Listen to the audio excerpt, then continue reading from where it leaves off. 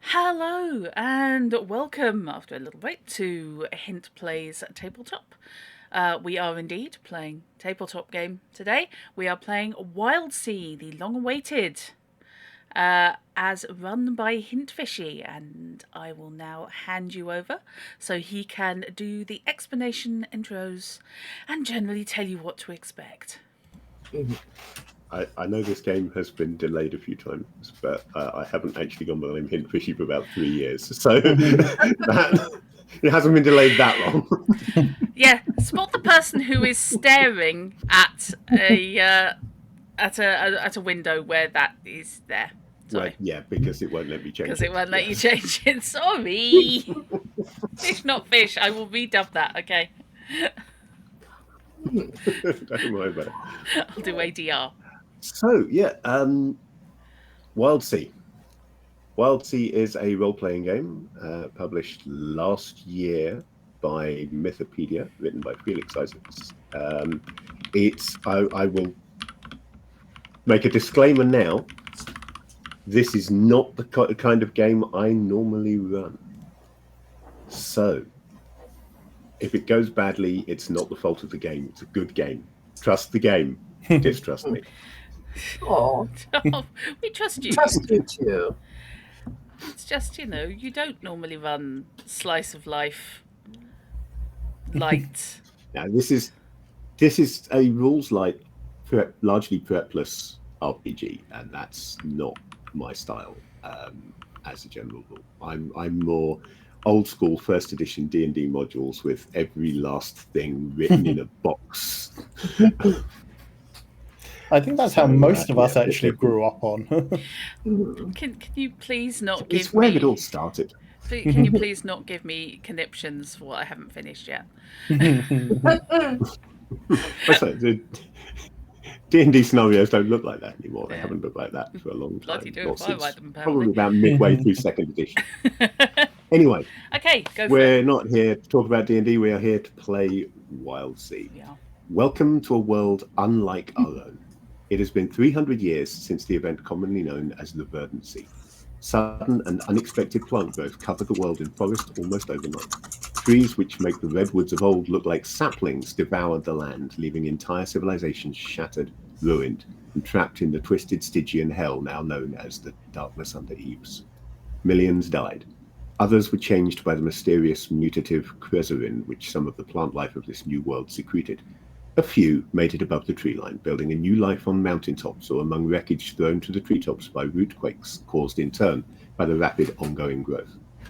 Now these once isolated settlements are joined by the wild sailors who ply the rustling waves in ships of wood, stone, and iron, drawn across the treetops by powerful engines. It is a time of exploration and adventure as merchants and pathfinders build greater links between the peoples of this strange new world. In an area with no true sense of identity, known to its inhabitants simply as the Reach, there is a settlement unlike anything which the likes of us will ever see.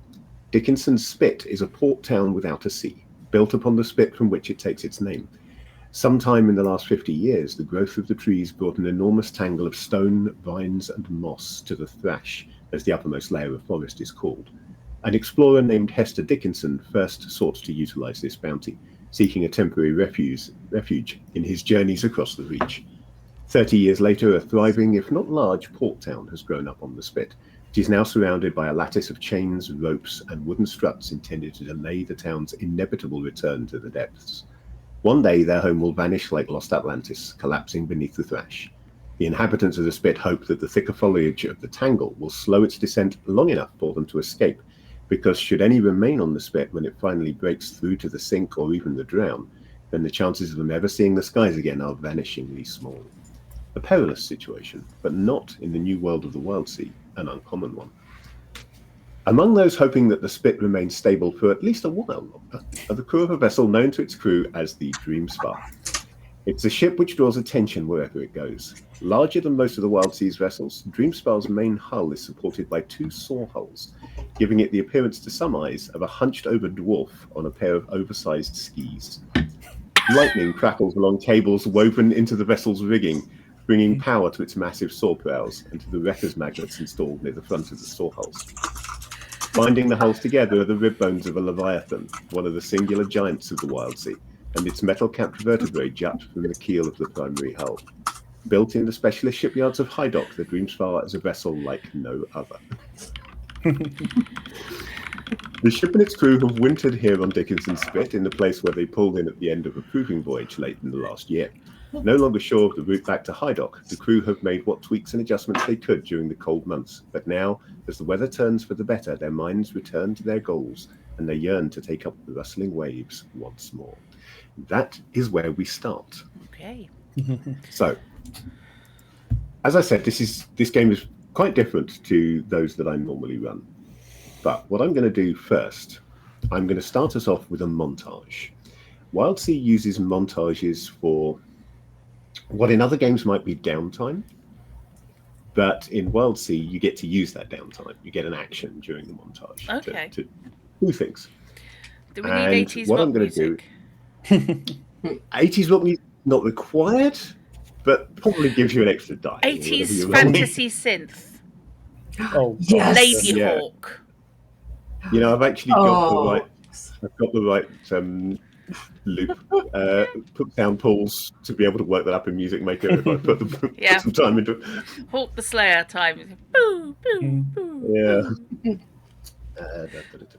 Sorry. Just find montages again. I had that page open earlier and then I cunningly went to something else and forgot to come back. So yeah, what I'm doing is I'm giving you a montage to represent the tail end of your time in winter. And then we will move on to your first journey, the preparation for that journey. Certain amounts of play in Wildsea are done on kind of a macro scale, and things like montages and journeys are like that. Then you jump into scenes, which is more what we would think of as traditional role play, where you're actually RPing your character and interacting directly. There's no initiative order. So even if you get into a fight or some dramatic situation like that, you're never going in initiative order. It's up to me to make sure each of you gets a fair shake, but you do what seems appropriate as and when it seems appropriate, rather than going in initiative order. But in between, we have things like montages and journeys, which represent larger periods of time. So this montage is going to be as you're coming to the end of your time over winter in Dickinson Spit. Mm-hmm. Most of the time during the winter will have been spent working on the ship with a little bit of downtime, rest time. But now as you're thinking that soon the weather will be good enough and you'll be able to set sail once again, you've got time for one last thing from your so I'll run through the tasks that you can do as part of a montage. You can explore. This is exploring the town rather than exploring the Wildsea. That obviously is something done during journeys. Is it? Oh, that's a bother. If it gets too bad, let me know. Let's just hope it doesn't. So yeah, exploring the examples that they give in the rulebook. You might be trying to track down a particular individual or service, chasing down a lead related to your drives or personal backstory, discovering routes or options for further exploration that you can tackle later as part of a scene, things like that. Sometimes exploration will lead you to a scene. Sometimes whatever you're doing might actually throw up something that requires you get everybody together and do a normal RP scene. But mostly a montage isn't going to be doing that. It's just going to be rolling the dice, getting the result, seeing what happens.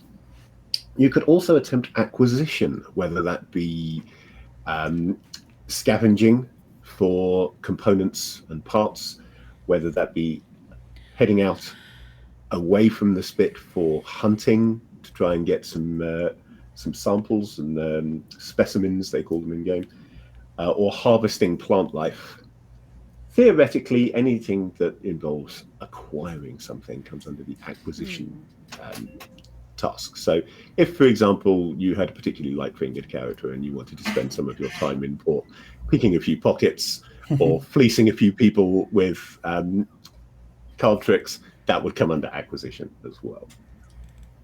God, why would you do that? Normally, you can also perform recovery, but because this is the start of a game, obviously none of you has any Myers to recover from. You can Myers being create bad things. Myers being bad things. Yes, this is a game that does not have a damage system per se. When you take damage, it's usually either a reduction in one of your aspects, or you will be gaining a Mire, and you will have on your character sheet specific Mires that apply to you, that as bad things happen, those build up. Got 3 already. Well, no, this is the point. You will gain points essentially on those 3 Myers that you have. Oh, sorry. Yeah, So I think they rather count than- as two track issues. Gotcha. Sorry, Yeah. my apologies. But you can also, as I said, engage in creation. So you might be lashing together some salvage to create a weapon or tool, mixing alchemically useful specimens to create a potent but potentially dangerous concoction, cooking a meal for yourself or your crewmates to fortify them against hunger, cold, or sickness. Essentially, creation is for short-term temporary bonuses. So if you wanted to make yourself a new weapon, that would probably come under a project, which is a more long-term thing. But if you wanted to create an impromptu weapon that you could use for a little while before it fell apart, you could do that using creation. And the last thing, as I've just hinted, is projects. Projects are more long-term things, and they involve really anything that is a long-term goal, including upgrading your ship, should you wish to do so, which I know you do, because I remember during one of our many session zeros that nobody was really quite happy because you couldn't get everything you wanted on board the Boom Spa, no matter how big it was. So, does anybody have an idea of what they would like to do with their this montage before we get to the end of winter? Right. And just so that you are aware, no, I'm just going to sit at home or sit in a tap room and drink ale is actually an acceptable response. But this is a player-driven game, so things will happen because you go out and look for them, largely. I see. So not actually all that helpful, but valid, right? But valid, yeah. Is it worth introducing the characters, by the way? Because Wildsea has such weird shit. What I was going to do is, as you came up with what you had in mind, I was going to ask you to introduce your character when we went into what they were doing at the start of each of you's montage tasks. Fair enough. But if you want time to think, we could always go through and introduce the characters now. I would like to send Lenore off to probably start trying to talk to people and see if anyone has charts that might lead her towards ruins and wrecks, because I'm trying to find my fleet. Okay, so could you describe Lenore for us? Tell us who and what you are.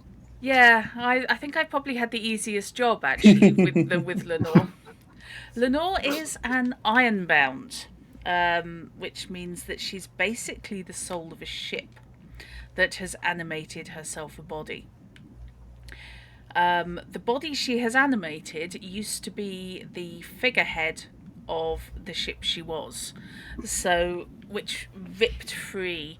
So she looks essentially like the figurehead from Golden Voyage of Sinbad. She's carved in the shape of a woman in a tunic. I did actually have a write-up for her, and I didn't save the file because that's just me. But I was sketching. Hands up who has never done that before. Yeah, I was just sketching. Definite however. lack of hands going on. She basically wears a tunic and leggings, only she doesn't wear them, they're just part of her. And her back is splintered and raw, and uncarved where it was connected to a spar on the front of her ship. Her hair is painted this is something that's happened since she animated the body. She decided she didn't want her hair to be the same ashen grey as the worn wood of her body. So at the moment, her hair is painted a gilded gold. This does change according to her mood. She hasn't found a combination she's entirely happy with yet, but literally it's fence paint equivalent. Oh. So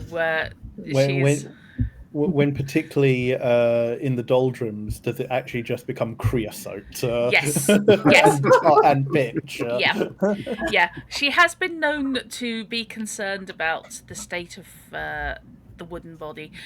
Initially, especially when she took it on, she wasn't certain it would survive without the sort of treatments that ships normally get. But that doesn't seem to have been a problem so far. But every now and then she will suggest that the open back be painted in preservative, more for her own peace of mind than anything else.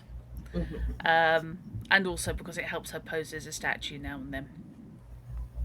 If she stands very, very still, people don't necessarily notice that she's real.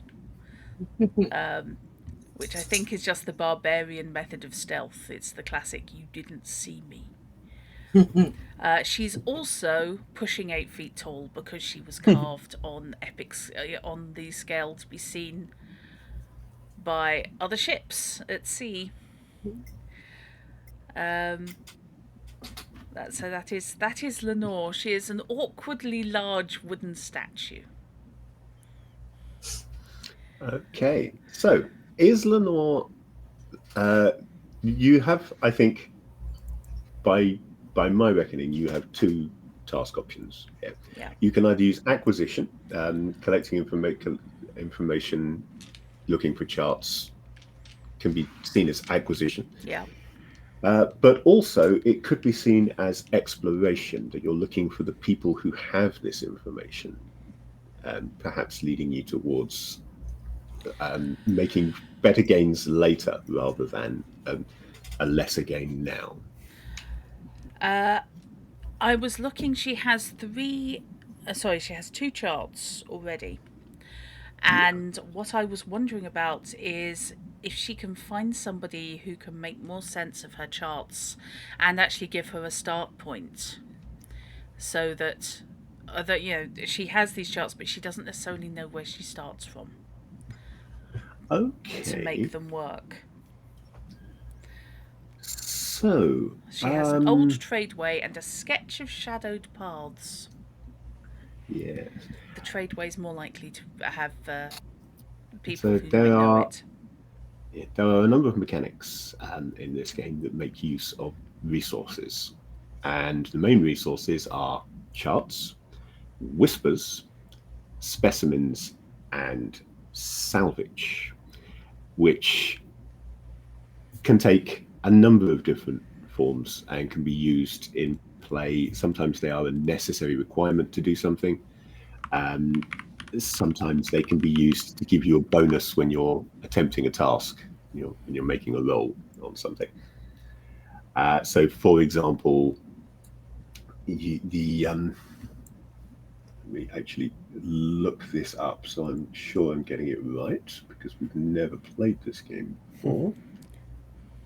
And I'm looking here for salvage specimen. I've got some charts. What I was going to suggest. So charts can be used to discover new locations out at sea, usually by combining them with other information that you know, or record safe routes between certain locations, usually after a successful journey, which makes subsequent journeys easier as long as you have the chart. Okay. So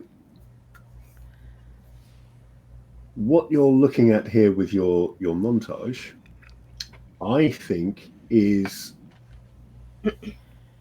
probably an acquisition roll, because you're effectively looking to acquire a new chart based on reinterpretation of the ones that you've got. Yeah. Yeah. Yeah. Yeah. So, Can I going to have just to also? slightly make this up. Can I also say Mhm. she doesn't have to be talking to normal people. She No, has no, indeed. ghost heart, which means she counts as fluent when speaking to spirits, ghosts, and other Yes. ironbound. I think what you're probably doing is, I'm not sure how Mr. Isaacs wishes us to pronounce this word, so I'm just going to say it how it's written. But there is a thing found in a lot of settlements called a kartoika, or possibly a kartoika, which is essentially a library of maps and charts. And these are quite Okay, yeah. These are quite commonly found in ports as wild sailors coming through leave information in return for taking information away. So it seems quite reasonable that you can go to one of these places and make use of the charts that you've got, compare them to what else is there, and maybe leave a copy of one of them behind by way of payment, and talk to any staff or ghosts that may happen to be around when you're doing so. So It's not what? quite so unreasonable that I would be talking to ghosts, because ghosts No, are around. this is for ghost. I mean, you are one essentially. Well, You're just a ghost in the form of a statue. I like all to intents see and myself purposes. as a possessive spirit more than ghost, if that makes sense. But yeah, Okay, so an acquisition roll is used much the same way as collecting resources in a scene. So I should just jump to that and see if it gives me any information as to what suitable things you could be rolling on this. You can tell I've never run this game before because this is the our very first roll. So okay. there What we am I go. rolling? Okay, so when you roll dice, let's run through how you roll dice Pick them up. for starters. That's Sorry. not quite what I meant. So an action roll. Okay. There are apparently 4 stages to an action roll, which is firstly you build a dice pool. Now, I think that, personally, I feel that numbers 1 and 2 on this list are the wrong way around, so I'm just going to invert them. So firstly, you describe the action you're attempting to perform. Well, we've just had that. Yep. We know what action you're doing. And then you build your dice pool, roll and read the dice, and then you play through the outcome. So building a dice pool. Actions are rolled with between 1 and 6 d6s by making a pool and looking for the highest result when you roll it. So if you have a suitable edge, that gives you 1d6. Do you have an edge that you think is going to be... I mean, you're looking at what the edges are here. I am Googling. I would say that looking tides would be suitable. I have tides. Sharps might be suitable. At the moment, I am looking through tides because I have a point in that. So I do have that edge. I don't have sharps. I don't have teeth. I don't have veils. I don't have instinct. I have grace and iron. So neither grace nor iron is particularly appropriate for this task. However, tides is associated with exploration, learning, and lore. So that is appropriate. So you've got a d6 for your tides. An edge of knowledge and contemplation. Oh, okay, fine. Then you can get up to 3d6 from any skill or language. Right. So, looking at the skills list to see what might be an appropriate skill here. I'm guessing brace isn't. Would delve? Brace, not particularly. I guess delve if you're looking for it to. So delve is what you use to search out tombs and things like that. Yeah. I believe in how wide these skills can be applied. It's if you are doing actions that are related to delving can be used. Delve can be used. I think study would certainly be appropriate for the action that you have. Shut up. said. Don't say things like that. I take it you don't have study then? I have brace, delve, hack, rattle, sense, and wave walk. Okay, so I think delve is probably the most appropriate one that you have got then. That I have at 3, admittedly. Okay, so you can indeed then add all 3. You can add up to 3 dice, and there you go. You've got 3 dice there. Okay. However, because in my mind at least, delve is a little bit more Lara Croft and a little bit less, sitting in the library, Call of Duty library use. Yeah. I'm going to impose a cut of 1 die. Okay. This. So the way that works, you're rolling 4 dice, but then before you assess the result, you will remove the highest. Right. Die. Cut is always taken after you've rolled and is always the highest dice. Okay. Just reminding myself which of these is high and which of the... Okay, right. Sorry, they've got a logo for one side, and I suddenly had I think that's the 6. Yeah, is that a 6 or a 1? Yeah, it's been there. I'm using my Witcher dice, is the thing. Okay. Because they come in 66s. Sorry, Witcher dice did you say you were using? Yeah. Sorry, couldn't resist it. You left yourself wide open. I did, yeah. Right, okay. Let's see how much I can balls it. I take it high is high when I'm coming to yes, moving. you need to be rolling high. Okay, so we are looking at. Oh, okay. Well, the cut's easy anyway. 1, 4, 5, and 5. So one of the 5s goes away. So one of the 5s goes, and your highest result, therefore, is a 5. Still. So the way this game system works, if you come out with a 6, that is a triumph. That is a complete. You have succeeded at whatever you were doing. Okay. If you come out with a 4 or 5, which you have in this case, that is a conflict, which means you will succeed, but either at some cost or not quite in the way that you wanted. Okay. 1, 2, or 3 is a disaster. Now, something that I am going to have to look up, because I really need to know, I need to check how cuts work. Okay. Because you rolled 2 5s there. I did. And if you get a double, that's a twist. What I need to know is whether twists are assessed before or after cuts. Oh, I'd have thought before, because maybe that's just me. Twists occur whenever the roll of the dice comes up with a double.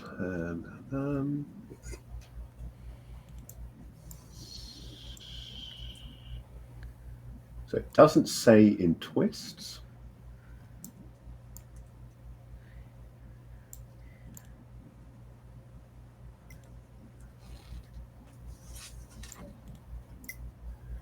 And the example given under cut doesn't really specify, because while it's got a double in it, the double isn't the die that's cut.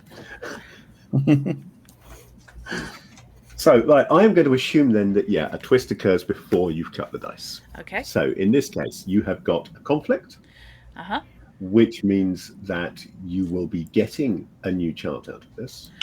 Cool. That's a good start. In this instance, it will be a chart which has a negative tag.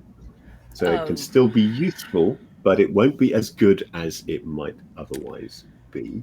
Right. And there is a twist. So, what is a twist? Twists are something extra that happens. A twist doesn't affect whether you succeed or fail in your roll, but something additional happens alongside it. Okay. They're not decided by you, and they're also not decided by me, but they are decided as a group. Oh, right, okay. It's thrown open, it's thrown open for us to make suggestions, and then as a group pick which one we decide has happened. As I say, this is a very player-driven game. Now, once we're a little bit bedded into the game, I am looking at introducing some interactivity from the chat on this. Oh. Yes. Two ways I want to do that. Firstly, I'm absolutely fine, provided you can, obviously there's a little bit of lag, but if you can get your idea quick enough while we're still discussing what the twist is, feel free to suggest suitable twists for a roll from chat. And secondly, we are going to be implementing a system whereby you can spend channel points to effectively buy either a positive or negative twist. So when you do this, the idea is that you buy this in advance, and it just goes on the top of the stack, first in, last out. And whenever we hit a twist, if there is anything in the stack, the first thing will come off, and it won't decide what the twist is. It will just decide whether it's going to be a positive twist or a negative twist. Oh, good. Because a twist can be good, it can be bad, or it can just be a thing, which is neither good nor bad. It can be neutral. Can players redeem? But we're going to give, once we've bedded in a little bit, we're going to give chat the chance to effectively stock up in advance good or bad twists. So keep chat on side if you want them to be good. I have concerns, I will confess, about potential let's buy negative twists for them. That's chaos opportunities indeed. Yes. So let me give you the couple of examples given from the rulebook to get an idea of what twists actually are. So Rhea rolls to convince a surly engineer to work on her crew's damaged ship, getting a triumph with a twist. Leo, one of the other players, suggests the twists could affect the engineer's stock. He has a surplus of the materials needed, which might lower the price of the repairs. Another suggestion comes through that the engineer might recognize a family resemblance in Rhea's character to a previous customer. Now, that could go either way, of course. That could be a good or bad thing. It's just some additional element to it. So it might affect the specific nature of the chart that you found, or it might be that you bump into somebody unexpected while you're researching.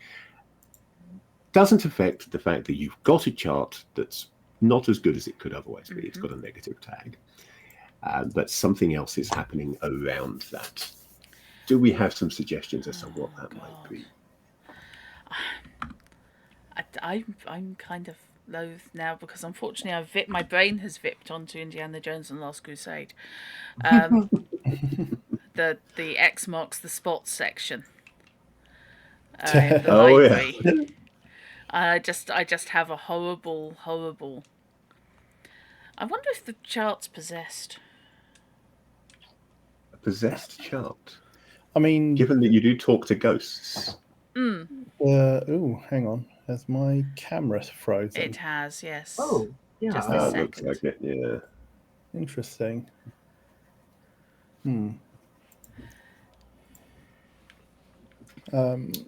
However, you can probably still hear me. Yeah? Oh, yeah, absolutely fine. Yeah. Okay. Yeah. I mean, I was thinking. I mean, something as straightforward as, the chart is accurate to a certain extent, as in everything is about 1 degree off. Talking to the navigator here. Yeah. I think Lenore's going to start twitching. Maybe not quite 1 degree off, but half a degree or something like that. She's going to be. It's fine here, but if you get to here, yes, that's 30 miles. Okay, I quite like that idea, I must admit. Yes. Do we have any other suggestions? The only thing that occurs to me is that some of the writing might only be visible by creatures that see in a slightly different spectrum. Oh my god, possibly... mantis shrimp. Sorry. or possibly a chart where some of the writing is only visible under certain circumstances, like the dwarfen chart in The Hobbit. I was going to Yeah. say, yeah. That would work.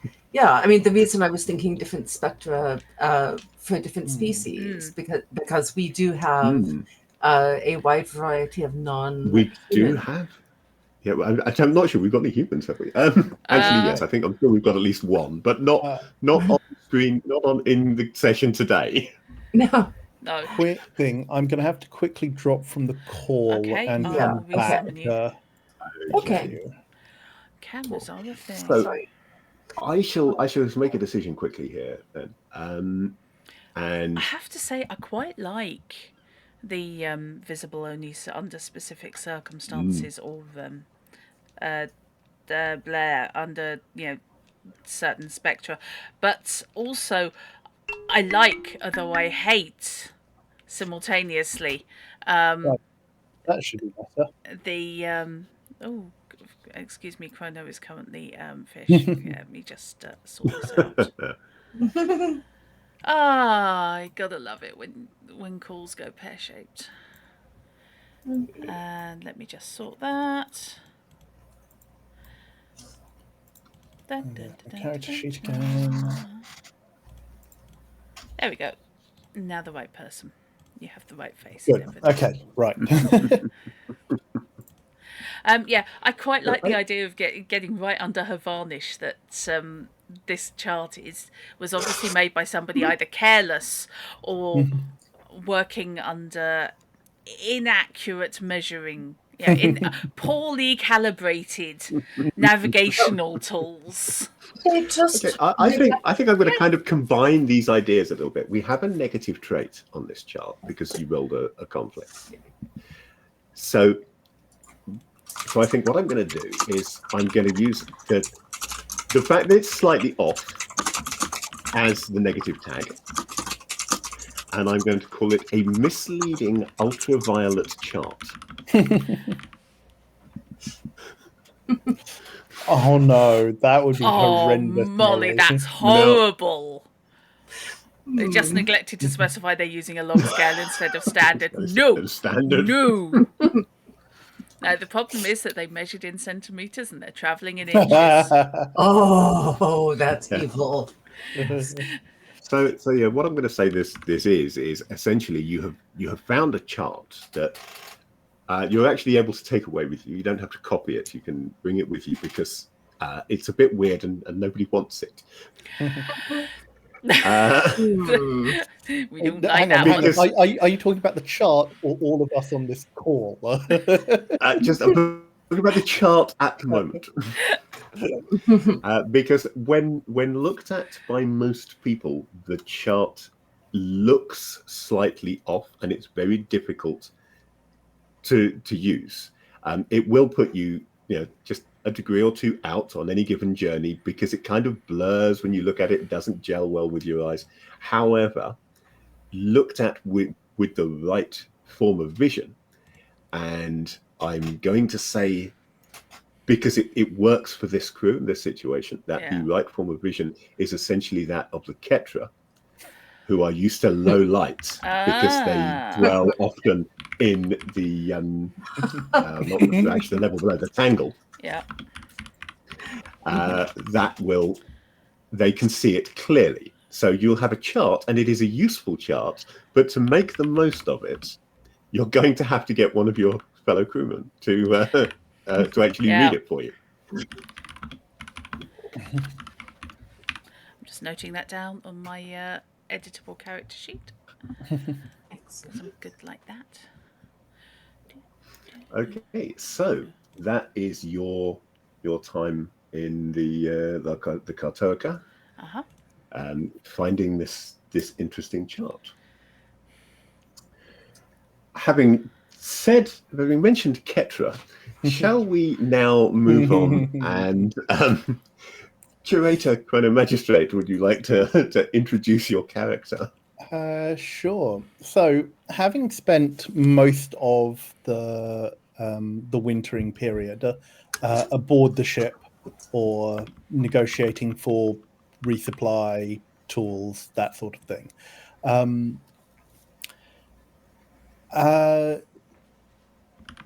Varakai decides that they've got some time to try and pursue some personal goals, and when not aboard the ship, you can see moving through the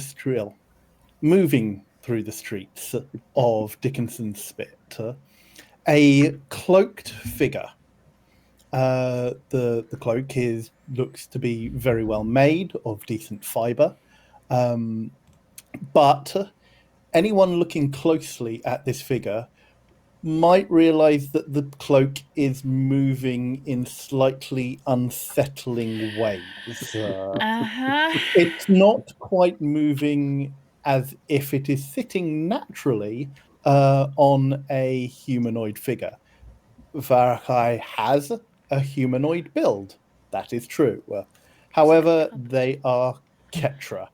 Ketra are the folk who were caught in the darkness below, who were exposed to the Krezerin during the Verdancy, and whose lives have been spent mostly in the dark and the warp.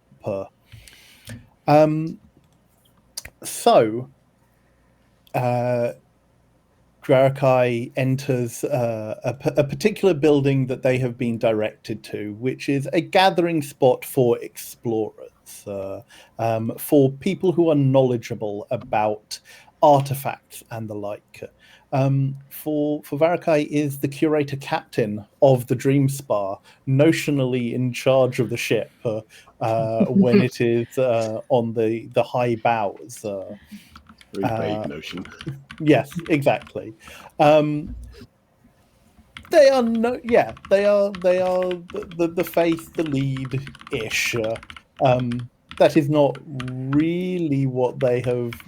It is a role that they have grown into, having learnt at the side of the previous curator captain. But they enter this gathering spot and seek out some figures that they have been directed to. And as the conversation is going, they get to the meat, as it were, of what it is that they are looking for. And from under the cloak comes this gelatinous-like hand that is slightly translucent on its flesh. The skin varies between a mottled yellow and a vivid purple, but beneath it, the explorers can see that there isn't a traditional bone structure. There's what vaguely looks like bones and the remnants of bones, but what they can see under the arm that is visible is a long strip of metal and stone that seems to be covered in some sort of writing. It is a runic script of some kind, and this is what Varakai wants to find out more about, because it comes from his home. It comes from the temple complex where his colony grew up and were living, and from which he was forcefully press ganged, shall we say, during his adolescence. For anybody who knows Varakai, think of a humanoid, but with a sea slug-like mantle around the head and body, extending down to a single snake-like leg. It may just be like they can bunch together and make like a thick pseudopod to bounce, but most of the time it's like Naga-like to slither. And through the tail piece, there is a runic chain and rune etched chain and things like that. Yeah, which is why Varakai off ship wears the cloak. Where's the cloak? To Yeah. avoid disturbing people, because it's not just it's not just a metal like a scrap wooden metal skeleton that can be seen through the translucency of their skin. There are Varakai doesn't have eyes in the same way as most humanoids do. This The gets mantle. better. The mantle and the ink blots kind of ripple over where eyes would be. Oh. There are vestigial side organs, but they're more like pitted. And there are a kind of like series of more olfactory pits, like a snake, that kind of like go down the head region. But there is a mouth. There is a nose of sorts. Where's the blessing?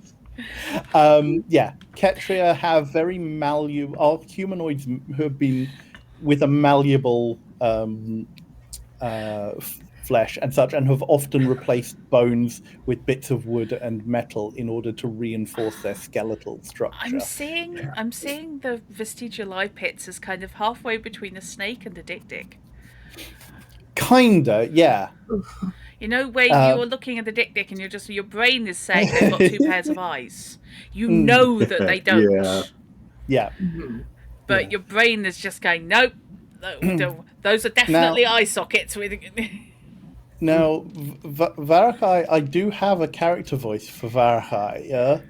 However, I will not be using it very often because it is not going to come across very intelligibly on audio. For anybody who might remember when I was playing FTL with Mike on Rusty Quill Stream. Yeah. Varakai speaks in the slug voice that goes a bit like that is very disconcerting, and that is Varakai's voice. Gargling jelly with you. Yes.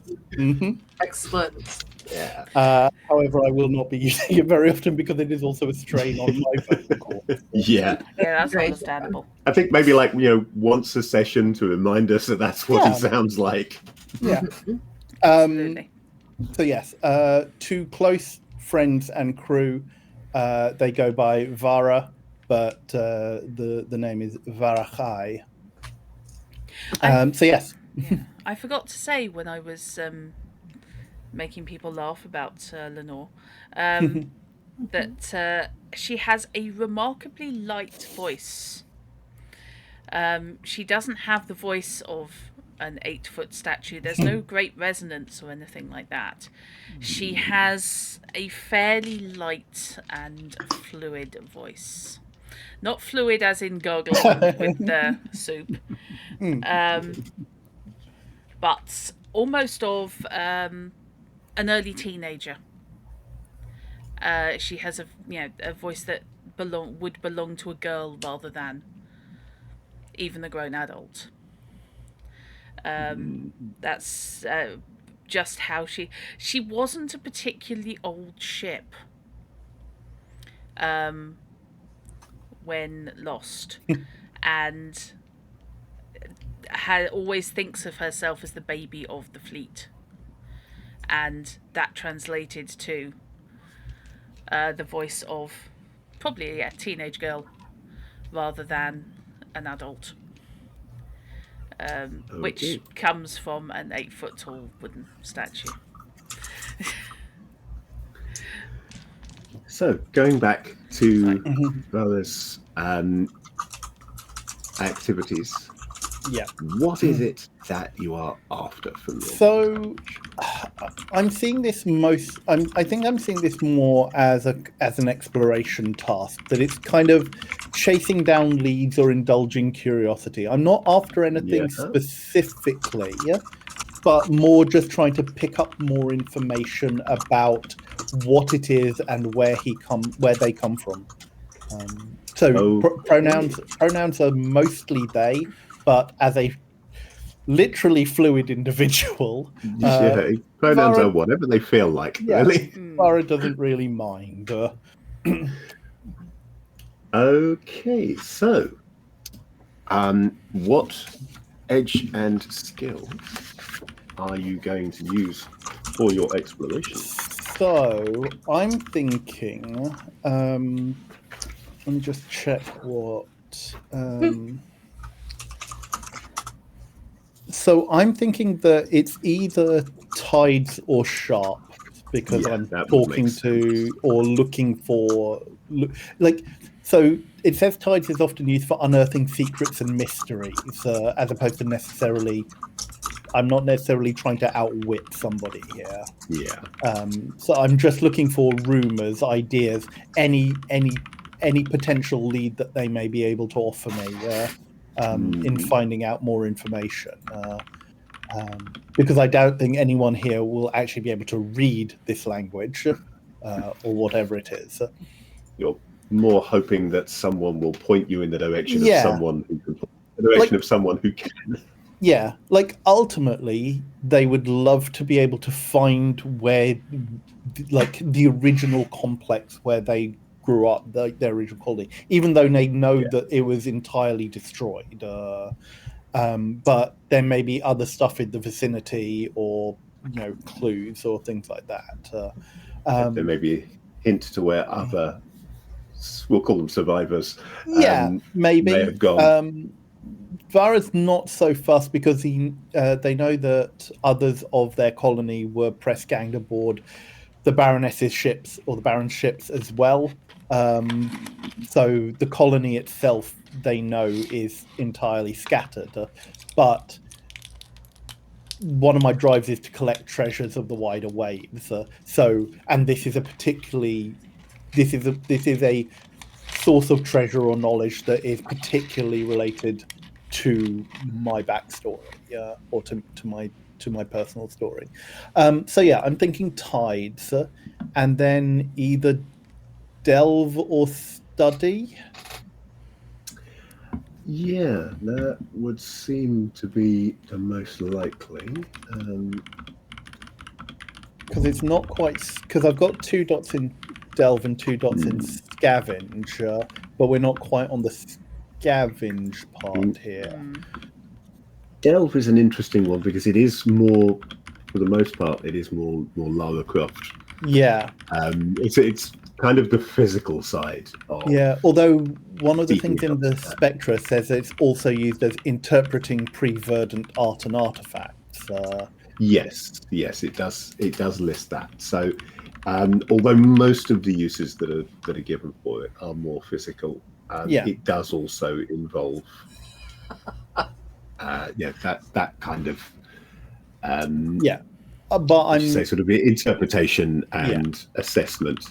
I'm happy for study to be, because these are explorers, academics, and such that I am, talking to. I'm easy with either one. You are welcome to roll on whichever one you feel like, based on how you're doing it. Really. Let's go with study. It's one less die, but I think it feels more appropriate. And I don't think there's any advantage I can use here. So I don't think any of my aspects particularly play to this, other than because I have a pheromonal nose, so my sense of smell is quite acute. So, to the point where, like, my smell is as good as sight for a lot of cases. But I don't think I should have made that map made of scent. It should have been scent marked rather than visual. That would have worked. Yeah, but that just makes us have the red dwarf problem. So I'm reading cat books. Yes. Run, spot, run. Yes. So I don't think I've got any other advantages here. No. Okay. So I think this is just a 2d6 pool. The other thing that you can use theoretically to gain an advantage is an appropriate resource in any situation. So the risk with doing that is that you can risk damaging or losing that resource if you don't get a triumph. Right. Certainly, if you get a disaster, it goes very badly. If you get a conflict, then potentially you would take a negative tag or a point of damage track on that resource. Right. Okay. And obviously, it has to be a resource that you can justify how it helps. Yeah. You know what? Let's do that. Because one of the things that Varakai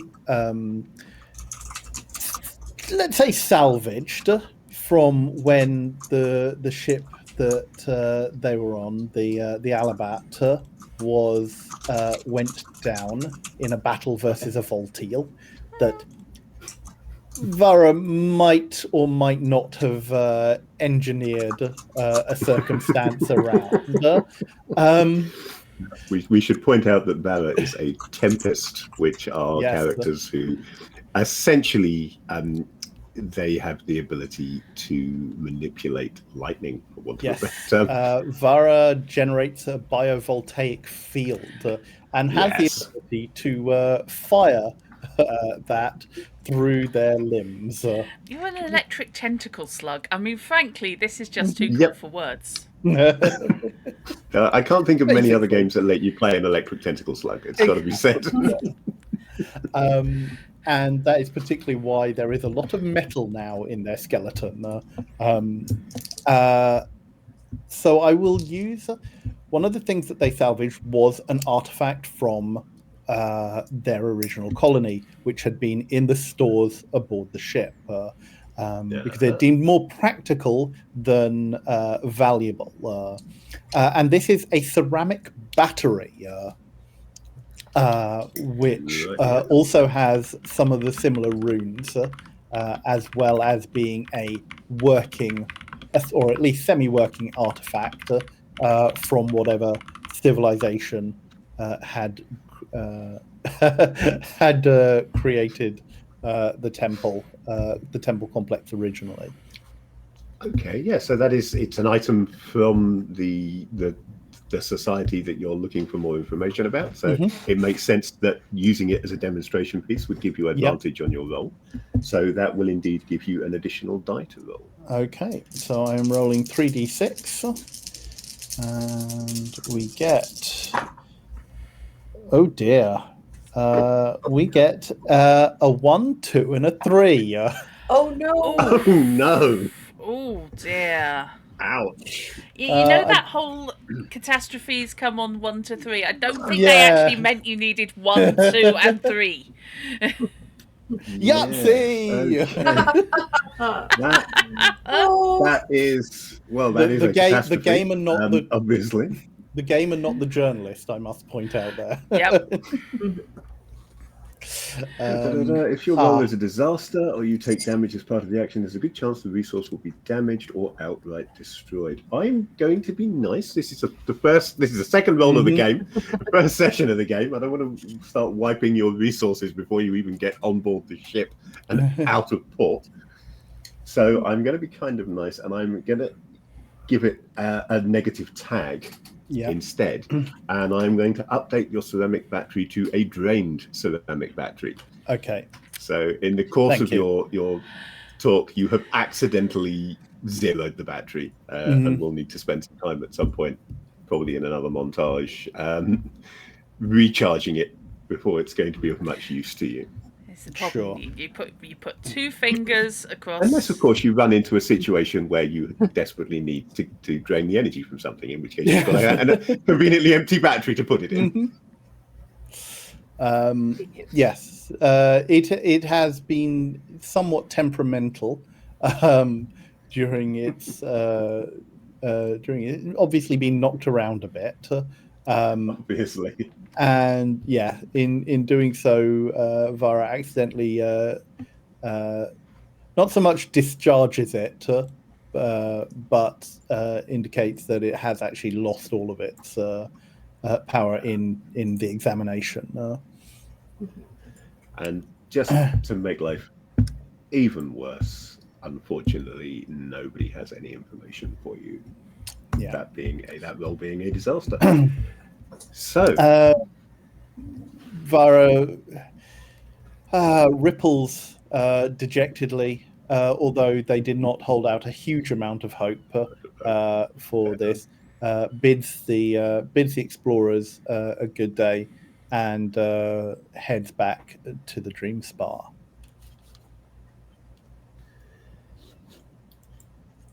this is a situation where, in theory, I'm not going to, but I could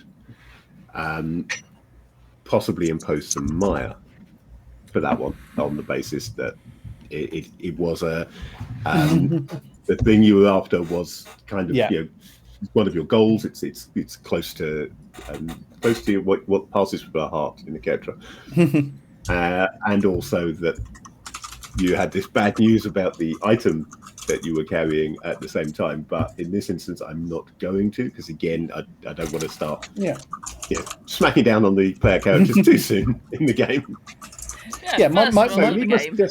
My chest is still mostly bone, and the organs can kind of be seen. The mottling is darker around the chest area, so it's nice to know that we don't have to put up with too much visible internal organs. That could be awkward. Yeah, the skin is thicker and darker around there. Let's move on to Molly. Would you like to introduce your character for us? Yes. My character is named Boughs, because this is the scientific name for the southern flying squirrel, which he/they are actually very squirrelven. Based on the Mothrin, but cuter, furrier, and sometimes prone to squeak when overly excited. Somewhat flamboyant. Day glow. If you've ever seen a flying squirrel under UV light, you know the bright pink underside. Yeah, he's sort of got some of that going on under ordinary light. In pink, blue, a little bit lavender here and there. Tends to dress in sort of fluttering, flamboyant silk robes, and just is enthusiastic and colorful. If he falls overboard, you will be able to find him probably, which is a helpful thing. Yes. And yes. Sorry, you were saying? No. I was just going to say, and what is Glaucos doing with their montage time?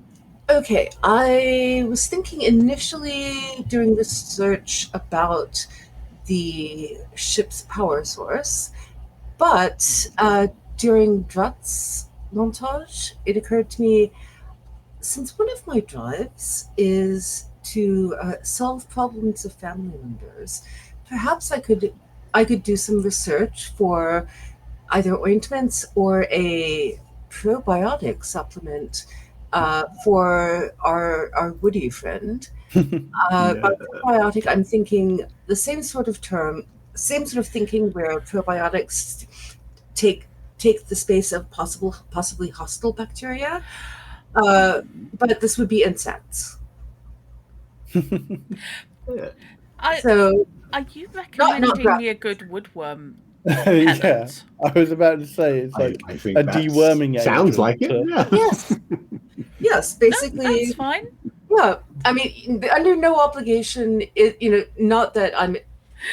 Who is Lenora would be under no obligation really to use this, because it's just one of Fluxus's bright ideas that sometimes come up and people go. You're basically looking at insecticidal sunscreen. I've just got visions of friendly fungi Yes. spread over the raw surface of her back, forming a coating which blocks insects from penetrating into the Yes. rough wood. And There's an image I never thought I'd have about one of my player characters. yes, and perhaps it exudes a conditioning oil as well to help hydrate the wood. Yeah, Oh. I might say, can we tone back the Yeah. description on that one a little bit? Okay. 'Cause Yeah. fungal is a little. No, that's fungal fine. getting No, a bit close to. That's okay. That's as far as Okay. I want to go with that. Yeah. I Thank would you. not go No, further. sorry. But yes, I would. Okay, so to summarize, I'm thinking research and possibly or trying to develop a conditioning protective treatment for Lenore. That will be an works. improvement on what she currently uses. Well, what I currently use is pretty much what we use on the wooden parts of the dream spa. Let's face it. But Yeah, you deserve probably. a spa day. Everyone deserves a spa day. Yeah, as opposed to a spa day. Yes. Yes. That's SPAR day. Yes. Yes. Yes. Yes. So, Every day for these people is a spa day. Yeah, my bath time is swab the decks. I mean, come on. but the joy of having something fancy, though, a nice, Yes. Just spa day for everyone.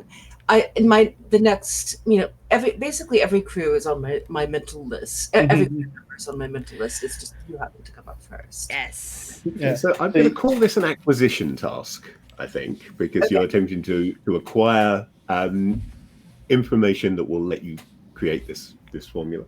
And maybe if you get a triumph, maybe even a new specimen that can be used in a later creation task for it. So what edge and skill are you going to roll this with? It sounds suspiciously like it might be tides again. Yes, I do have a mark in tides. And the other alternative would be sharps. I think tides or sharps would both work for this, wouldn't they? I think I'm fine with tides. Yes. Okay.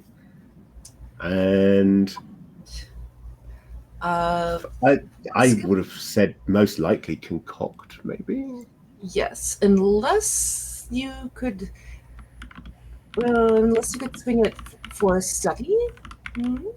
That I am investigating ingredients. Yes, actually, I will allow that. Yeah, if you were sitting back on the dreams file trying to work it out by yourself, then maybe that would be concoct. But you're going out and talking to, probably you're wandering the spit, talking to whatever they call them, the people who make this stuff in this game, in this setting. What would be an alchemist in any other game? They've got a different name in this one, and I can't think of it off the top of my head. But talking to such people, so yes, I think I will allow that study because you're studying their techniques, trying to get information out of them. So tides and study puts you up to 4 dice. Okay. Please roll well, please. Okay. Okay, I have a 1, a 4, a 5, and a 6. Oh, nice. Okay, so that is a triumph because we only care about the highest die, which is we only care about the highest die unless you get a double, in which case we care about the doubles and the highest die. Okay. Yay. So that is a triumph. So that means that as written, you gain a solid example of whatever resource you were looking for, untainted by waves or use or time. So I think I am indeed going to give you, I'm not sure quite how I'm going to phrase it, but I'm going to give you a whisper because you're looking for information here. What would be a good way of phrasing a whisper that could apply to this? I wonder.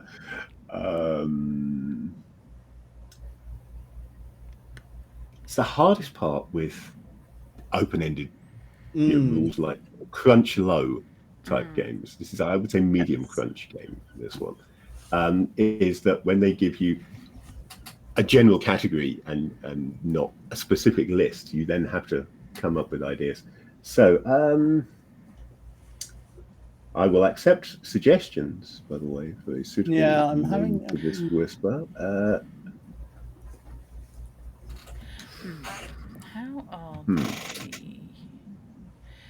How are they phrased on the actual thing? So they're very vague, aren't they? Yeah, Whispers are supposed to be. wafty. Yeah. They're supposed to be vague so that you can try and twist them to situations in play as you go. Although we have a very specific idea in mind when gaming this whisper, the whisper itself could potentially be used for any number of things at a later date. I have to say, the naming policy, it reminds me a lot of episode titles from Babylon 5. Yes, I can see that, actually. Yeah. Tree of Souls, Damned by Fate. That's got a very JMS kind of ring to it, actually. Yeah. How about something like Secrets of Repellence, or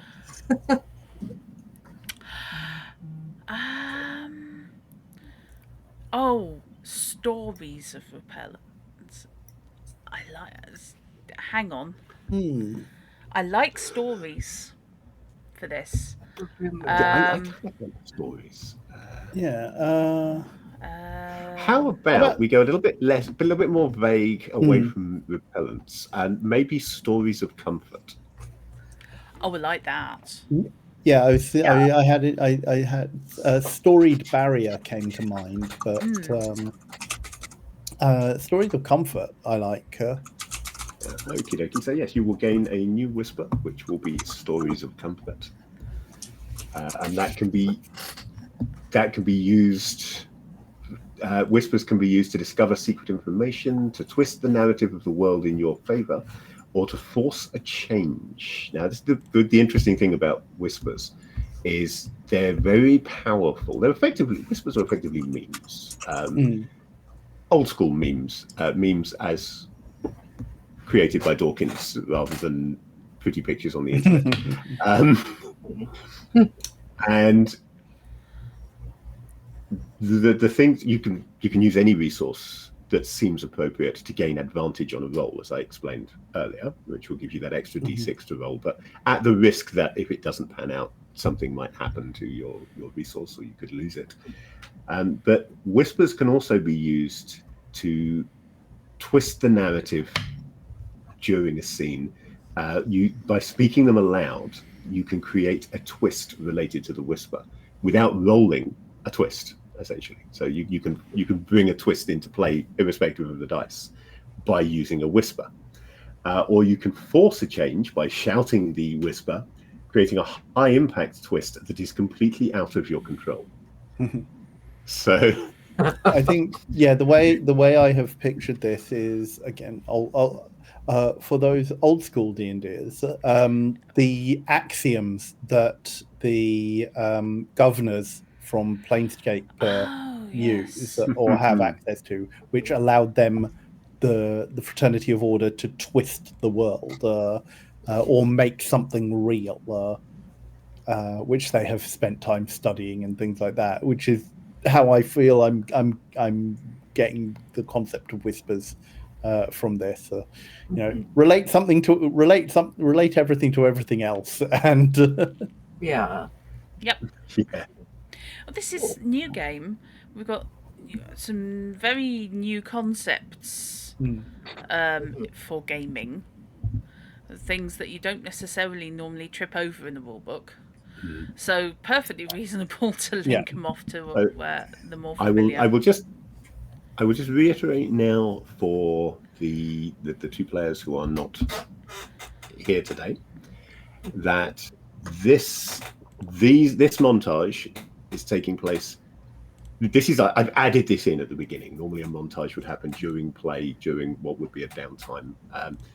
In this instance, I've added this montage in to give us a chance to get into our characters and the game system. So this means that for the other two players who aren't here, who I expect will watch this at a later date, if you want to sort out what your character is doing in this montage, pop it into the Discord, we'll sort it out, roll the dice, and go through this process on Discord, so you don't lose out.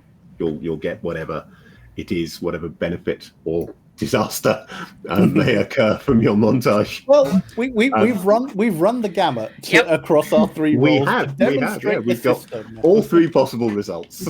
Yes. Didn't do them in order, but we got them. What happens if you get a twist on the catastrophe? How bad can things get? Well, the twist itself doesn't necessarily have to be bad. The result of your roll is catastrophic, but you may have a completely unrelated positive thing happen as a result of the twist. If the GM is feeling, or the Firefly in Wildsea is feeling sorry for you, yes, or if Chad have felt sorry for you and bought a positive twist. Yeah, because I was imagining actual application of the preventative, the soothing preventative. Causes Lenore to catch on fire, and the fire spreads to the ship, and then to the trees surrounding us. Well, I'm also worried now about needing to make sure I have a bucket of water near me at all times. But thanks for that. Well, so that's what you were doing as God, I'm kindling. As winter was drawing to a close, that is what your characters were doing. I am going to suggest that we take a brief break now. Okay. And then we can move on to preparing for your journey. Excellent. Leave port towards the end of the session. Okay. So what, sort of back in 5 minutes? Yep. Sounds good. Cool. Okay.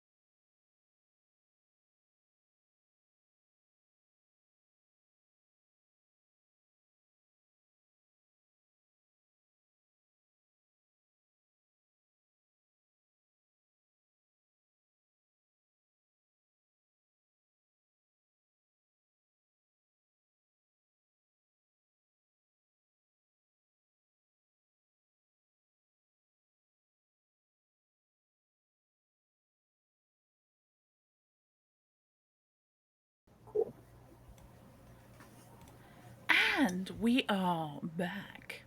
Welcome. But your camera isn't. No, my camera isn't. It was. Mhm. Thank you. Thank you, camera. There you go. Thank you for acknowledging that I exist. Cheers for that. Helpful when they do that. Yes. Yes, well done there. Although I'm happier with that camera angle, I will say. Cool. It is a good angle. Yeah. Yeah, I finally found one that works. Okay, Fish. Go for it. Okay, so we've handled what you were doing towards the end of winter, and now it's time for the Dream Spa to plan its first real trip, having had a proving trip that brought you here. So, journeys in Wildsea follow a particular sequence of play. We start with departure, which involves readying your ship to sail. I create journey tracks for you, which you will reach the other end of your journey when you have filled the track, effectively. So the further... Hey, look, this ship can plan its own trips. Don't... This is true. So yeah, the further you're going, the longer the progress track will be. And depending on what you do during the journey, you can fill that track at a faster or slower pace. This is the time for the crew to pick up cargo and passengers, hire undercrew to work for you, and choose where on the ship you'll station yourself for the duration of the journey. Well, okay, forget that last part. That doesn't really make sense to me. If you've got a long journey, you can move yourself around stations. I'm effectively going to be allowing you to assign yourself to the stations effectively once per roll. Okay. So every time you make a journey roll, before doing so, you can swap around, have a different person on helm maybe, or somebody different on watch, that kind of thing. That makes sense. Mm-hmm. I need to check mortal needs. Sorry, that was a bit random. Sorry. Is that an aspect by any chance? It is, and I need to check it does what I think it does. There you can... Ah, right. I couldn't remember which direction it went. Though you can do so if you choose, you have no real need to eat, sleep, drink, or breathe. Yeah. And I couldn't remember if mortal needs meant you actually did need to do those things, even though normally you wouldn't. Or vice versa. No, if you don't have that aspect, then you will need to. Yeah. But because you have the aspect, you don't. Yeah. So those are optional extras for me. So, for example, night shifts. Lenore would, though they're not having any particular night vision bonuses, she can stay awake for the horrible shift that nobody wants to do. Yeah. If need be. Okay. Play with the ferrets. Yes. So departure starts with choosing a destination. Now, in this case, your destination is going to be chosen for you by the hook that I presented the players with some hooks ahead of the game, and they have chosen one largely so that I get a bit of a heads up as to what on earth is going to be happening. So that is going to choose your destination for you, because you've chosen the hook of a man seeking passage. So obviously where he wants to go is where you're going to be going. Okay. If you have a destination in mind, then during the preparation stage, you could, for example, head out and try and find passengers who want to go to that location. You could still theoretically do that now. The preparation, according to the book, can be handled. Some groups, different groups can handle it in a different way. It could be done as a montage or as a scene, or indeed simply as a checklist that fill everything in and then ready to go. What I'm probably going to do is vary that depending on what seems right at the time. So because we've just done a montage, I'm not going to do another montage unless you specifically say, oh, hang on, in preparation for this journey, can I do X? In which case then, we'll jump to a montage. But we are going to have a scene, because we're going to pick up, absolute scene, because we're going to pick up our reason for going. So you have become aware of a man seeking passage. An ardent by the name of Darren is staying at Marley's Bedroll, a slightly unusual lodging house which hangs beneath one of the branches supporting the spit. Fortunately, he does not make you clamber down to this precarious perch to meet with him, but on receiving your message, arranges to meet you in the film foil, a drinking den on the edge of the spit closest to Marley's.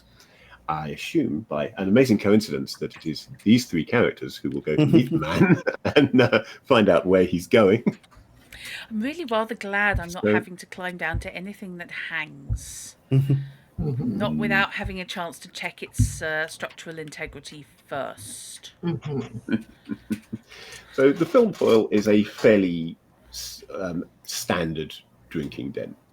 It's a smallish building with not enough natural light, where for a little bit of scratch being the term used in Wildsea for pocket change, essentially, whether it be little bits of amber or odd bits of salvage, just small bits and pieces that are left over from the big stuff that count as resources, I have no and those are used salvage. to pay for everyday expenses. So you'll all be assumed we don't track scratch. You're all assumed to have scratch as appropriate I've now for stuff decided like this. I have a crossbody bag. I have a crossbody sling bag because I don't. Well, I have pockets, but they don't work. It's like all women's clothes; they don't. The pockets are purely illusionary. Yes, but at least Somebody we sewn could. me pockets up. Yeah, we could convert them though. You would just need some sort of lid for them. A hand like- drill. Yeah. Well, hollow out the pockets and then just Yeah. Actually, yeah. Chisel, bit of wood, and some hinges. Yes. Ah. No, it's a convenient. You've got convenient knot holes, not. Oh dear! I Oh, did that with my no. mind. Oh no. Oh dear. Okay, so yeah, So, we've got the yes, pub band in the corner. As you enter the film foil, you can grab a mug of whatever suits your fancy.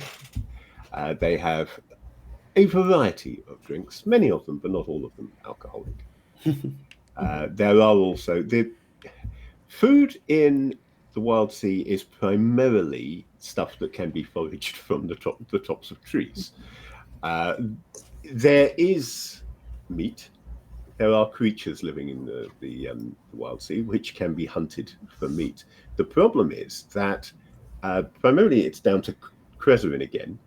The Wildsea is extremely flammable, and fire is an absolute no-no. The one rule that everybody follows is that fire needs to be treated with extreme care. There is a conflagration, I can't remember where on the globe now, where somebody used fire to deal with some creatures at some point. It got completely out of hand, and it's still burning hundreds of years later. And all that can be done is the people in that area are just stopping it spreading any further, but they can't put it out. So just So fire breaks. everybody very, very careful about fire, which makes it very difficult to actually cook any meat that you may happen to acquire. There are ways around this, often including things like acids or chemical reactions that will generate heat without flame. But for the most part, Air dry. brick buildings that completely contain the fire in a settlement are used to cook up the meat in advance. Very few people are going to be in a position where they can really cook much on their ship or in their own home. Yeah, hot boxing kind of thing is. Yeah. Yes. Yeah. Well, Absolutely. phrasing. There are ways Well, around it, but I they're mean, awkward. Yeah, I mean that is also the term for it. But Yeah. Yes. I was thinking, however, of course, also we could have theoretically drying racks hanging over the side of the ship, so for air drying, effectively jerky, jerky. that sort Yes. of thing. Jerky is more likely than a steak, certainly. Yes. I'm more partial. I think Glaucus would be more partial toward, say, dried grubs or berries, or plant matter, and then in small. Yeah. This is a setting where things like grubs and insects and so forth are considered a staple rather than, I mean, there are certain societies certain cultures around these days on Earth that do eat such things and view them in a very different way to those of us in what tends to be termed the developed world. But and that is the way things are for people in the Wildsea. They're absolutely fine with grubs and bugs and stuff like that, but also with nuts and berries and fruit and things like that. So there are assorted things like fruit juices or fruit flavored water. The water is primarily rainwater, of course, in this setting, because getting to a stream is a little bit difficult. It's several hundred feet down at the bottom of a tree. And probably Cretherin tainted. Yeah. And probably Cretherin tainted, Presumably we have to work with condensers on board ship. Dew collectors, that like sort of thing. Yeah, there's an element, obviously, of taking barrels of water with you from settlements, but also, you would have things like dew collectors to keep topped up. I have spontaneously decided that Lenore likes to live dangerously, and when visiting establishments where intoxicating liquors are sold, which have no effect whatsoever on her, she drinks the most high caliber, highly refined, highly distilled paint thinner. Because apparently she likes to live dangerously, and being made of wood. Okay, so they have a she will not have a flaming anything. No, they don't do flaming things. Yeah, but they have a speciality here, from which, in fact, the establishment takes its name. The film foil is the name of the place and is also the name of a particular plant from the sugary sap of which they distill a spirit.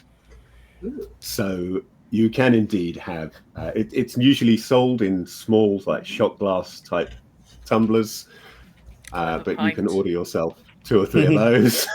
An umbrella in mind, please. That's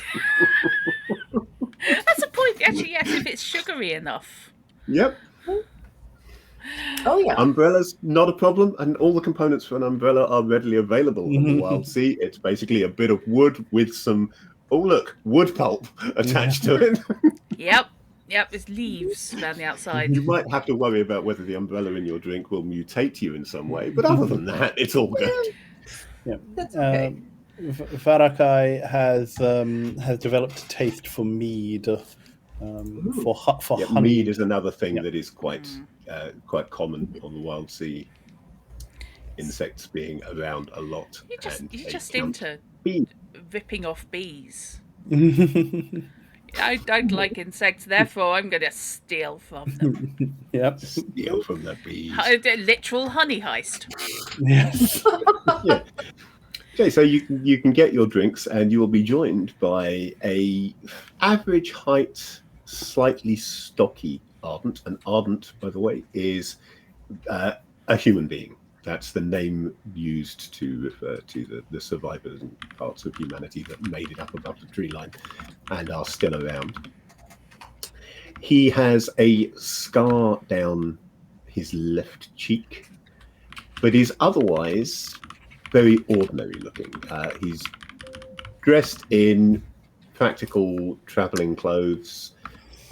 He straight away looks like a man who travels a lot rather than somebody who spends most of his time in a settlement and is now looking to get somewhere else. Under other circumstances, you might have assumed that he was ship crew, but because he's looking for passage on a ship, not a job, he clearly isn't. And he introduces himself as Darwin. So, I'm looking for passage to Fairnest. Is that a direction that your vessel is going? Is that anything the cartographer navigator has ever heard of? Well, now, That's a I'm good trying to remember. Am I the question. cartographer or am I the think navigator? you are the navigator, but you also do a bit of cartography, and I think Molly does a bit of cartography, and between you, you should have maps. Yep. Yeah. Yes. I don't think you have a set cartographer. It's one of those roles that is spread around among the crew. Varakai Um, looks to his crew, looks to their crew members for where is Fairnest, because it's probably a name, I've heard. So I'm going to allow you a roll on tides. Okay. If you can suggest a skill that would be appropriate, then okay. But if not, I will give you advantage anyway for being a navigator. So you'll be rolling 2 dice unless you can argue something or use a chart, What does which would get you rattle an do? additional dice. Rattle. Rattle is the engineering skill. Not if this. I remember Yes, That was mending, it. maintaining, inventing. Yeah. It is. Yeah. Wave walk is only if I fall overboard. Yeah, Mhm. it's the swim of this. Yeah. I can break it.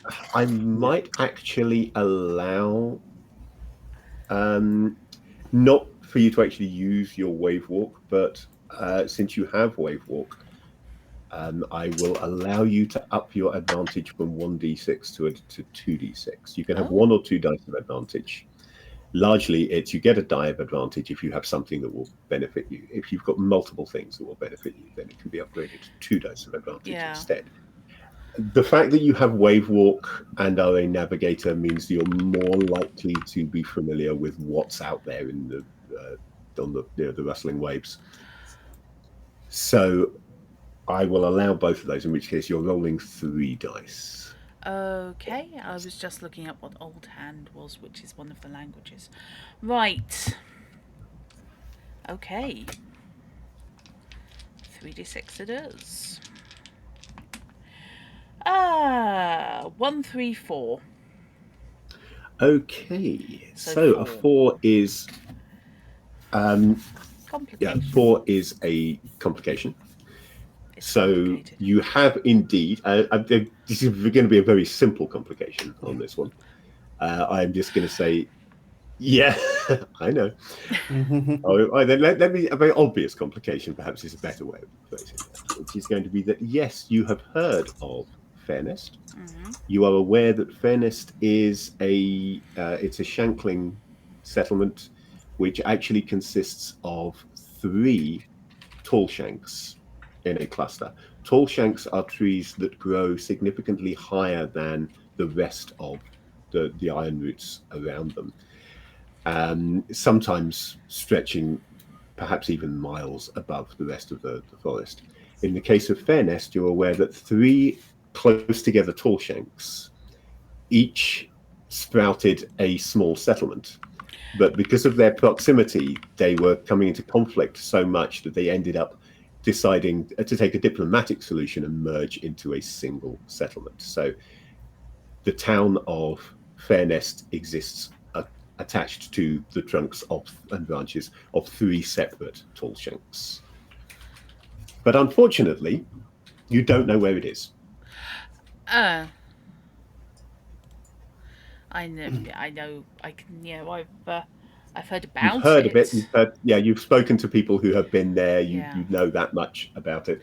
I'm trying to find her you've got voice no now. idea. You've got no idea where on the rustling waves it might be found. Well, seeing a slight element of confusion or trepidation on the faces of their crew, Varakai turns to is it Darren? You said Darren. Darren. Dahren even. I can have Well, I spelling. spelled it Darren. I spelled it correctly. I can spell my own NPC names, honestly. Well done, Molly. So it is not somewhere the Dream Spa has sailed before, but a new location is a new opportunity. We are happy to seek out this settlement and take you there. I can indeed then. That makes negotiation for my passage somewhat easier. He reaches into his clothing and pulls out a piece of what looks to be vellum, which is slightly unusual for the the heights here. But you can find sheep or sheep-like objects on some of the mountainsides where people. It's the phrase "sheep-like object." Yeah. see- Well, this is a strange world. It's not quite. Nothing is Yeah. quite how you expect it to be. Maybe it's just Rich me. lady. But my first thought for where you could get vellum these days is, I suppose there are still people. Well, yes, there's always Hello. people. Yeah. They are a renewable resource. Thank you for Uh, the image he- of brachiating sheep. Well, there's a sentence. Well, goats. Yeah, you goats up trees. Yeah, UOOs, unidentified ovine object. That's the one. They Yeah, bred so them he for the unrolls short this piece of legs. vellum. They could breed them for hands. Mhm. He unrolls this piece of vellum to reveal a chart. Interested. Chart. It's a fairly simple chart, very good materials, but the information on it is extremely sketchy. However, it does show both Dickinson Spit and also a couple of 100 miles, looking at the notation on the chart, to the northeast, possibly east-northeast, is Fairnest. So as part of what I bring as payment, I can let you copy the information from this chart, which I have been given, in order to ensure that we get there. It's in my interest as well as yours. Just at first glance, I look to Lenore and say, "What say you of this chart?" now I know the start and end point. Is there anywhere on this that leaps out to me as known areas of "thou shalt not go here without danger money"?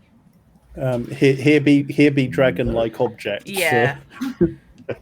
Likelihood of being eaten no. over 70%. Mhm.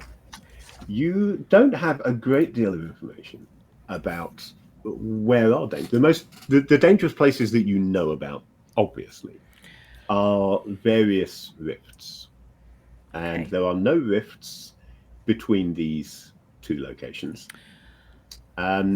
It's Rifts being the areas where there not- are no trees at all and we can't therefore sail, correct? rifts being the areas with no trees. Yeah. Yes, there are some particularly. I mean, there's no well-known marked rifts in this area. There's always the possibility of running into a small rift, but within the reach there are several areas where the trees are either non-existent or just at a much lower level, spanning for miles. Right. And it's not going near any of those. The Okay. greatest danger that could be posed by such a journey would be if you were to get completely lost and head straight east instead of going northeast, in which case that could take you to the Skycatch Peaks, which, while that's not necessarily an inherently dangerous place, you are aware that your curator captain does have some history with the Baronessy.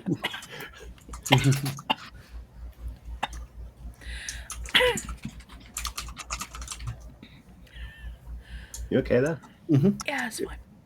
Yeah. Sorry. Ahem. It's all good.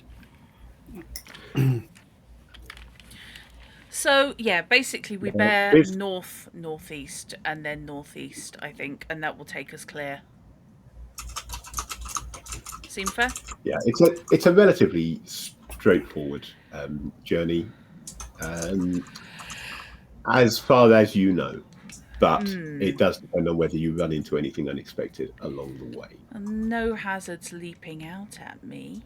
Excellent. Hang on, I'm trying to do that how to make your voice sound like a kid. And I just remember it being that you have to raise your soft palate, and it's odd. But it's more along the lines of, yes, there's nothing that I can actually see as being a problem. We want to avoid going too far east, but apart from that, we should be fine. Yes. Yeah, that's not bad actually. Vara nods. Then, since our navigator confirms, it seems like this should be a relatively straightforward route.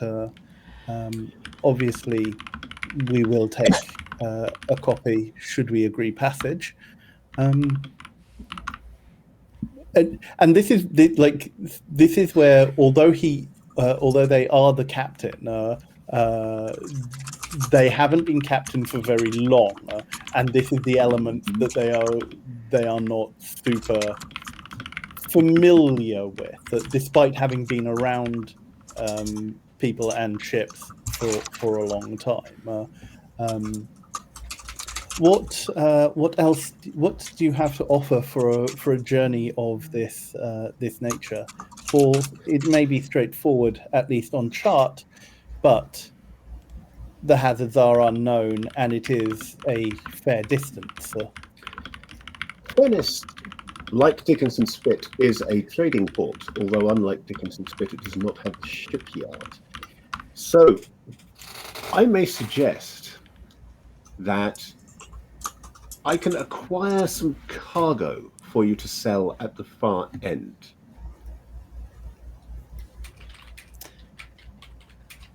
What would the nature of this acquisition be? That partly depends on what's available as a good price here in the Spit. I was thinking along the lines of the amount that I would need to pay for such a journey, while not beyond my means, is perhaps more than I would like to part with at this time.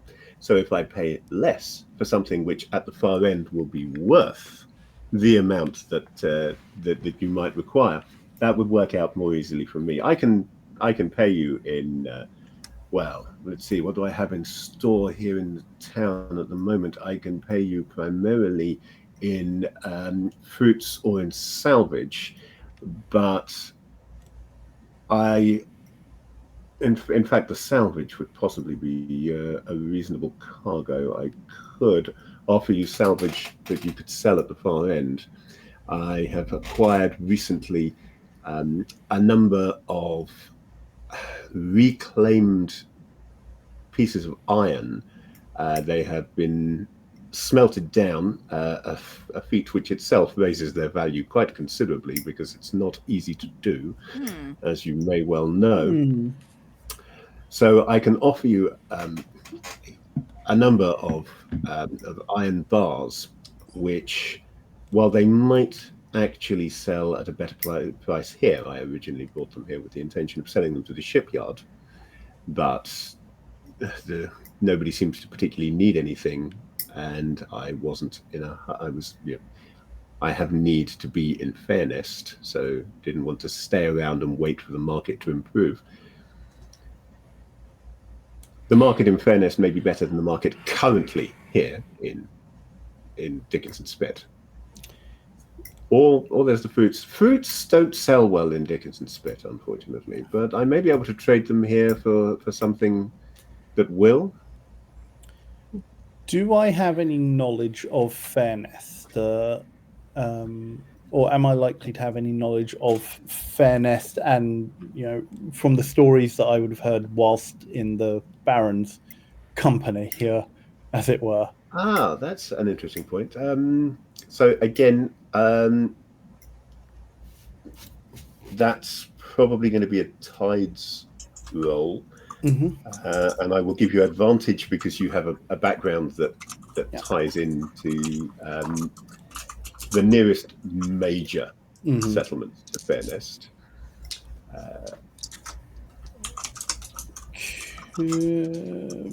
I'm guessing study wouldn't really. No, you could, if you wanted to go to a montage after this scene, you could research fairness. Yeah, no, that's all right. For the purpose of it's this, not going to help you in this negotiation. Yeah, sure. I will take the 2 dice. That's fine.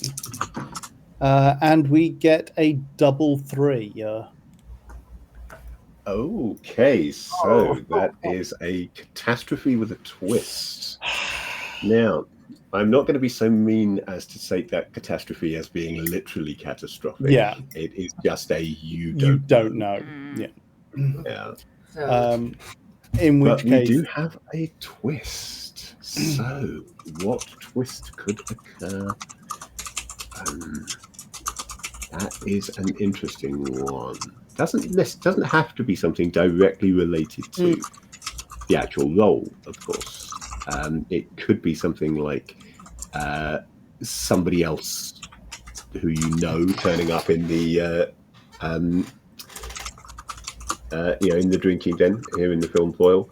It could be, for example, the crew of a rival ship turning up who've also seen his notice and try and undercut you, or it could be a merchant that you have known in the past who turns up and perhaps gives you some advice in return for a little something for them. Well, because the one that springs to mind for me is that the actual economic situation of Fairnester is worse than we think, and therefore the market at that end is going to be a bit depressed for what valuations Darren is positing. We could go with that, yeah. That you essentially you have a false impression of how much value you can get from the good at the other end. Something that you will know just from the general nature of tall shanks and shankling settlements is that because they are built in and around trees, even more so than somewhere like the Spit here, it's supported by trees, but it's effectively a big lump of rock supported by trees. And there are other settlements such as Puerto Casandac, which are actually built onto the side of mountains and not in the trees at all. Tall shanks being directly attached to trees. That's the worst kind of place to try and sell tree products. Yes. So things like fruits, which he mentioned he has, and wood are not going to fetch a good price somewhere like that. Yeah. For obvious reasons. Manufactured goods. Now, manufactured goods, maybe, yeah. Especially anything that might need heat to manufacture. Because if you're attached to a tree, it's much harder to make one of those nice stone block buildings that is necessary for anything that requires a lot of heat. It's hard to build one of those directly attached to the trunk.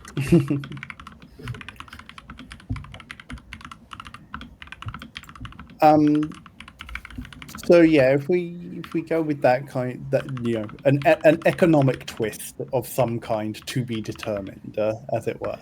Okie dokie. Yeah, so I shall keep to myself that there is a the situation will be different to what you expect it to be. Yeah. In fairness, economically. So yeah, Vara turns looks at Darren and says, well, as a Tall Shanks settlement, I doubt they have much need for fruit. But the iron is definitely of interest. Perhaps in order to spread the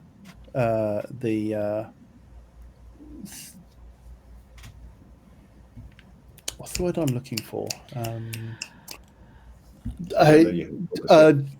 To diversify for both our benefits. Maybe swapping the fruit for some other metal or stone goods would be That better. yes, that sounds like a very reasonable idea.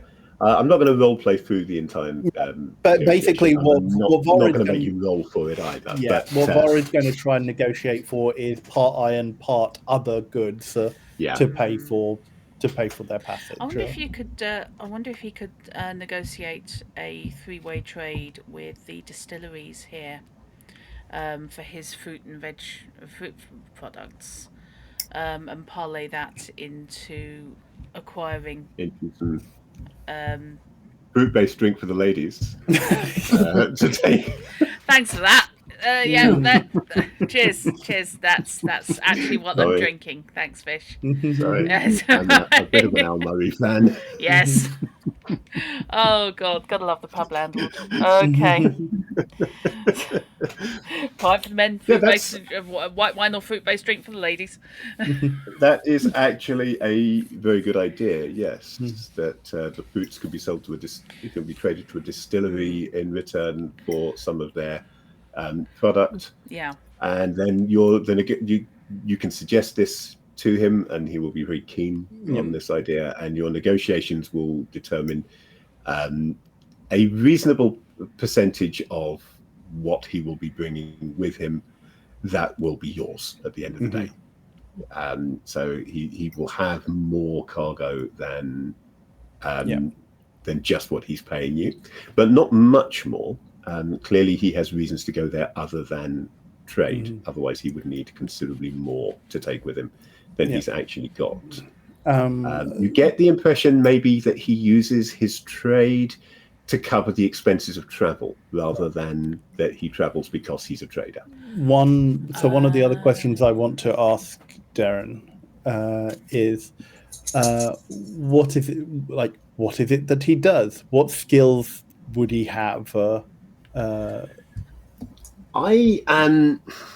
This is an old word, a pre-verdancy word. You don't hear it a lot these days. I am a courier. In these days, the closest would probably be a word bearer, but it's not quite the same thing. Does that ring any bells to Lenore? On the grounds that ships are older. If you want, you can make me a roll for that. That would probably be Tides again. Tides is getting a lot of play in this game. I wonder if it'll get less play when you're actually out there on the waves. I hope. It's the one which seems to be most related to investigation, which is basically what we do a lot of. It's what it is it's the perception of this game. There are some games where you realise you've just asked for the same save 4 times in a row, and they're appropriate each time. Do you have, Drat? Yeah. Do you have Hyvin as a language? Do I have Hyvin as a language? I have Old Hand, Signalling, and Low Sour.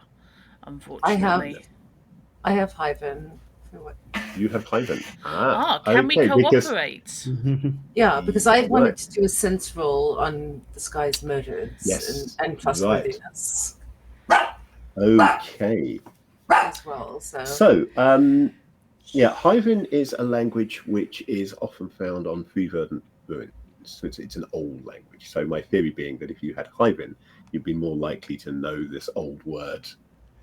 So it's entirely possible that Glaukos knows, has heard the word courier somewhere, more likely than that Lenore has. Although there is a chance that Lenore will have done. I'll give it a go on my 1 tides then, or not 1 die of tides.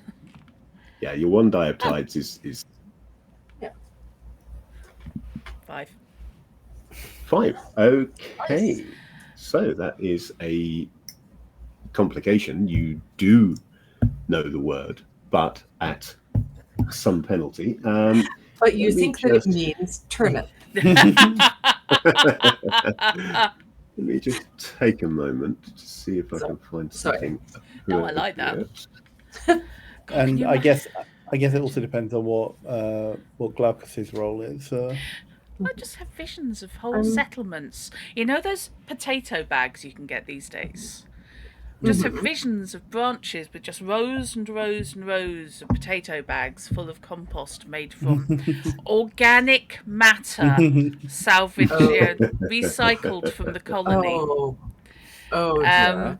Yeah, and that's the only way you can get root vegetables, because there is nowhere else that has a thick enough coating of soil for you to be able to grow anything. Sorry, that's a slightly disturbing image. Yes, there are a limited number of root vegetables available in Dickinson Spit because it's.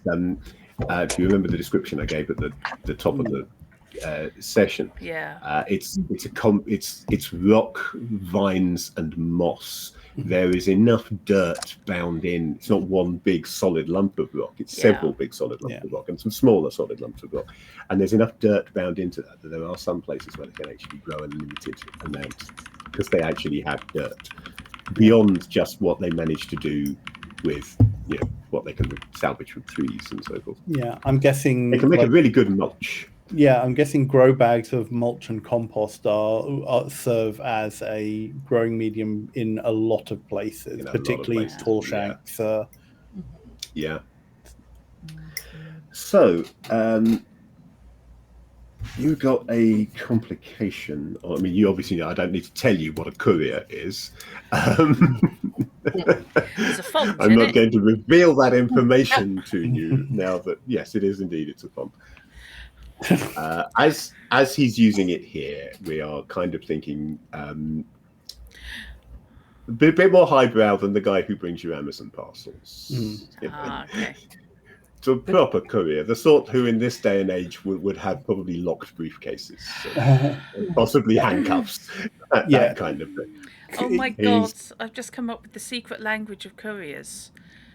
Being the courier font, basically being the secret shorthand style writing that is how messages are transferred, and that's the courier font. No, Excuse me while I note that down somewhere. They're the only ones who've got like the old style dialer things that on paper. Because all of those label makers. Yes. Oh my God. They are the bearers of the font. Oh my God. Dymo will save us all. Okay. You just get very confused though occasionally and stick a label to the top of a small child to christen them. Hey, it helps. Well, in the case of twins, though, that would be so useful. Oh, so it becomes a holy word. Yes. Anyway, Molly, you wanted to make a yes, please. roll. Bring some sanity so that to this. Would be, I would assume, instinct. I think is the most common edge for this particular. And I do not have role. that. Do you have instinct? No, I do not have instinct. No. I do have 2 points in sense, though, if that works. Okay, so yeah, I will let you roll the skill without an edge. Then that's not a problem. Okay. Basically, is this guy giving off creep vibes? Does he feel dangerous? Is he generally, as far as I can tell, telling us? Can you believe a word he says? Yeah. Basically, does he give me the creeps? Is he on the level where nothing else is on? Right. Oh no! What did you roll? A 1 and a 2. A 1 and 2. Oh dear. Yeah. Yeah. This is the problem of us. This I have realised is running into the the White Wolf dice pool issue, where rolling 2 dice is worse than rolling 1 die. Yeah. Yes. I'm just thinking in this situation, I now have visions. This guy's going to be stalked by a squirrelin the entire bloody journey. Yeah, I'm watching him because she thinks he's sus. Yes. They think he's sus, sorry. They'll have their lemur spying on them. Yes. No. Yes. Okay. Yeah. And Glaucus uses both he and they. Yeah, my apologies. All good. No, all good. Okay, so you really can't tell. No, you have no idea. There is something about him that is putting you on edge, but you don't know what it is, and you honestly don't know whether it has anything to do with what he's saying or if it's just something else. Since Vara has no real idea about the nuances here, since Darren described it as like a word bearer, the only question I then ask is, do you bear word for Baron Cassander? I take goods and items and messages for whoever pays me. I do not work for a specific individual. Are you currently bearing word? Not at this time, no. I have in the past, but I am not at this time. Very well. Then you may board.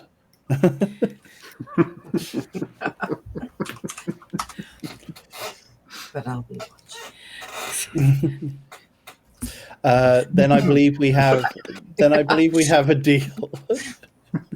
Can I just say, I am really loving this game so far. Well, I feel it is a Characters. game These characters are wonderful. a game that will allow us to play to our going off on tangents. Yeah. Yes. What? Tangents? Never. Never met a Especially tangent. given that 1, 2, 3 is a catastrophe, yeah, Yeah, and our dice pools are small. yeah. I'm hoping I hadn't quite realised I would have been better off possibly spreading my skills, because what I decided to go for was focus. You see, I'm thinking the other way because I went for spread of skills, and I'm now Yes. thinking focus might have been a bit better, I'm but Yeah. we shall see. I'm fine if we need to have a fight. Well, There you go. yeah, I was burned the last character creation that I remember doing, at least, where I tried to spread my skills so I could have a little bit of everything. And Rollmaster, the numbers don't quite work out that well Yes. for that. yeah, I made that mistake in Cyberpunk Red Yeah. when I created Max. There were too many things he needed to be able to do because Yeah. of his background in Yes. military special forces.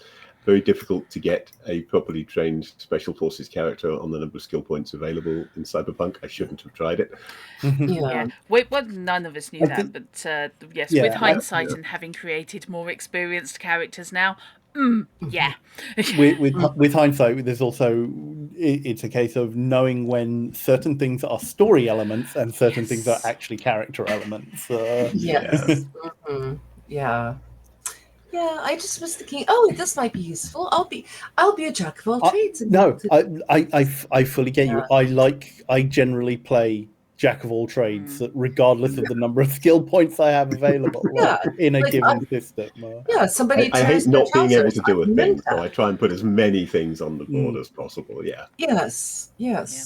I want to be a Renaissance character, Yes. as it were. Which I think Okay. we can do here is just, as I said, because I hadn't until we started rolling, I hadn't probably properly twigged the small dice pool Yes. issue, which I really should have. But yeah, it means that we are going to be a lot more prone to catastrophe rolls, which means that both we and which will also require a slight mindset adjustment from both us and the Firefly, in that catastrophe doesn't necessarily mean terrible. No. That it means it's an opportunity for something. Even if it is not what you are necessarily, which is very definitely a way that a lot of modern game design is going, particularly for indie RPGs. A pivot point. I've found several games that are you either succeed or something terrible happens, and that there is no middle ground. I like that middle ground. I like just nothing happens, especially when it's happening to me. Not everything has to be no and, or rather, or no but. No and is perfectly feasible if it has an upside that leads to better roleplay or a good roleplay. You can move the game forward without having to actually bring in something nasty just because a low roll has been made. It's just like, oh, that didn't turn out the way that you expected, but you learned a new or thought of a new way to direct your research. Yeah. Yeah, we can work And- around it. You know, there are ways and ways. Yeah. But Yeah. And that's what this system is going So- to require us to do as players as well, because Yeah. we are Yeah. definitely going to get more low rolls. Oh yes, absolutely, damn it, Jim. Mhm. Yes, Oh, we're yes. definitely going to have to take the pretty route to some solutions. Mhm. Take the back having roads. agreed to transport Darwin to Fairnest, you can continue with your preparations to depart, which involves you can decide whether there's anything else you want to do, such as seeking additional cargo or looking to see if there are other passengers who want to go to that location. Now you know where you're going, or just moving on then to planning your route. The most direct route, I will tell you, the most direct route will give you a 4 progress track. So you'll need to fill 4 boxes to get to the other end. We'll call it each watch as you travel. You can either go at a normal pace, which will fill 1 box unless something disastrous happens, Okay. or you can forge ahead, which will fill 2 boxes. But the danger with forging ahead, because you are moving faster, is that you will have no time to avoid any encounters that are rolled along the way. You will just run straight into them because you're going too fast. That's the problem when If you you hit knocks. choose to take a slightly more roundabout route, heading slightly further north and across to Fairnest, to be sure as to stay out of reach of the Skytouch peaks and the Kasandaks, then that will add an additional 1 to your progress check. Lenore, Yeah. having taken a copy of the route, might it be worthwhile checking with the Kartoika to see if there's any more Yeah. landmarks or Yes. such you can pull out on this If they've route? got if they've got access to all the local charts that people have, or even not even local, the charts that people have dropped in and copied and bring them by. I would like to work out what the most direct route is, R4 move 1. Also, I'd like to work out a couple of contingencies taking us further north, in case of trouble. Allowing us to loop around and come at it from that direction and not push us Okay. east. But yeah, if I can visit the Katoika and investigate while Lenore is doing that, I will then do a cursory asking around if there are any others who wish to travel to Fairnest. This is smelling like another montage. This is smelling very like a montage to me. So, okay, before we go into the montage, let's say I'm not going to give you a new chart. Okay. However, don't want one. Because you've been allowed to copy information from Darwin's chart on the local area, I am going to let you add a tag to one of your existing charts. I will let you decide which chart. Oh. And you will be adding the tag detailed to it, but also the note that it specifically refers to the area between Dickens and Spit and Fairnest. Oh, I nearly made a fatal error there when compressing to fit into the space.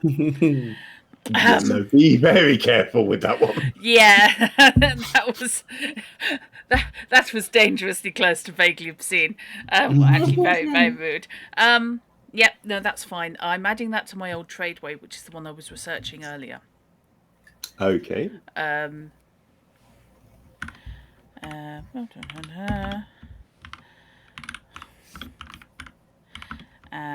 Fairnest, yeah? Yeah. Right. Yes, I just realised. Yeah. Yes. Yes, thank you. I have lopped out some letters in the middle instead of simply shortening the first word. That's fine. Do I need to make any rolls? Right. Yeah. What I'm going to do is I am going to ask you to make a roll on. Because it was delving and tides It's last time. going to be probably delving and tides again, isn't it? For this, and that will provide you with a new resource essentially, but it's going to be a limited resource. It's going to be something that you can use during this journey. Yeah. Okay. If you roll well, obviously. If you roll badly, then no. Thanks, Fish. Appreciate this. Come on, guys, don't let me down. Just get a nasty coffee stain where somebody's put a cup down on you while they're looking at a map. Oh, the hot water rings are the worst on unfinished wood. Okay, the dice heard me. 1, 5, 5, 6. Okay, so I've got a twist with a and twist. a 6. Yes, a triumph for the twist. I want these as cocktails. Oh yes. I want a triumph with a twist, a catastrophe with a twist, a complication with a twist. So, triumph and a twist. That's one measure of film foil with some crushed ice. Yes, I have an ice crushing machine now. This is fine. Okay, so I'm going to give you essentially it's going to be a chart, but it is a limited chart. Which is so good because I haven't we got will any space. call it. We will just call it a route map by way of what it is. OUTE, Linda, not ROOT. Okay, yeah. Well, in this game, it could that would be a different thing that you're not using. We haven't got the rules yet because actually that's not true. We've got the beta version of the rules for submersibles. They do exist. I did back that Kickstarter, so I've got access to the pre-release, the current working copy of that. It does look very cool. To be fair, Molliet could go either way. Mm-hmm. True. So yeah, we will call it a route map. Okay. And at the end of this journey, basically, it will cease to be of any value. One journey only. Cross it off when you get to fairness. Okay. But because you've made this, what I will let that do, in addition to any use you might find for it along the way, because you can still use it like a chart normally, I'm going to let you have the slightly safer route without adding to your progress track. Oh. So you've managed to plot a safe but still fast route through to Fairness. Cool. So I will give you the benefit that I will give on the encounter rolls. I will treat them as if you were doing the 5-track route. Okay. Even though you're on the 4-track route. That works for me. I consider that to be a win. Right, have at it, you lot, then. You lot. Okay. Molly. Yes. You wanted to check the security measures around the egg room, etc. So I think that is a reasonable thing for you to be doing during this montage. Yes. I don't trust. Let's just hope that the right skills will come in here. Yes. The obvious skill for this is rattle if you're looking at physical security.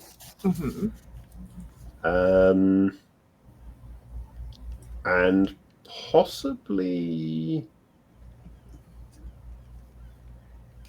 I don't know what it was called. Possibly outwit if you're thinking more in terms of looking for flaws that people might be trying to take advantage of. Ooh. Well, outwit and would feel free to suggest an edge that you wish to use with it. Yes. I mean, outwit is tempting. However, I have 0 points in it. So, however, I do have 1 in rattle. Okay. So I guess security, physical security, and let's see. I have grace, sharp, and ties. And mean, a barking dog. You said that you don't have instinct, which would Right. kind of be my thoughts of this. Yeah. But I guess sharps, because you're thinking about the way that things might be used That's- against us. Yeah, that would be the closest that I could come up with. Yeah, I think But it may not. of apply. the ones you have, sharps is probably the most applicable, and I will allow sharps certainly. Okay. Awesome. So So- sharps and rattle.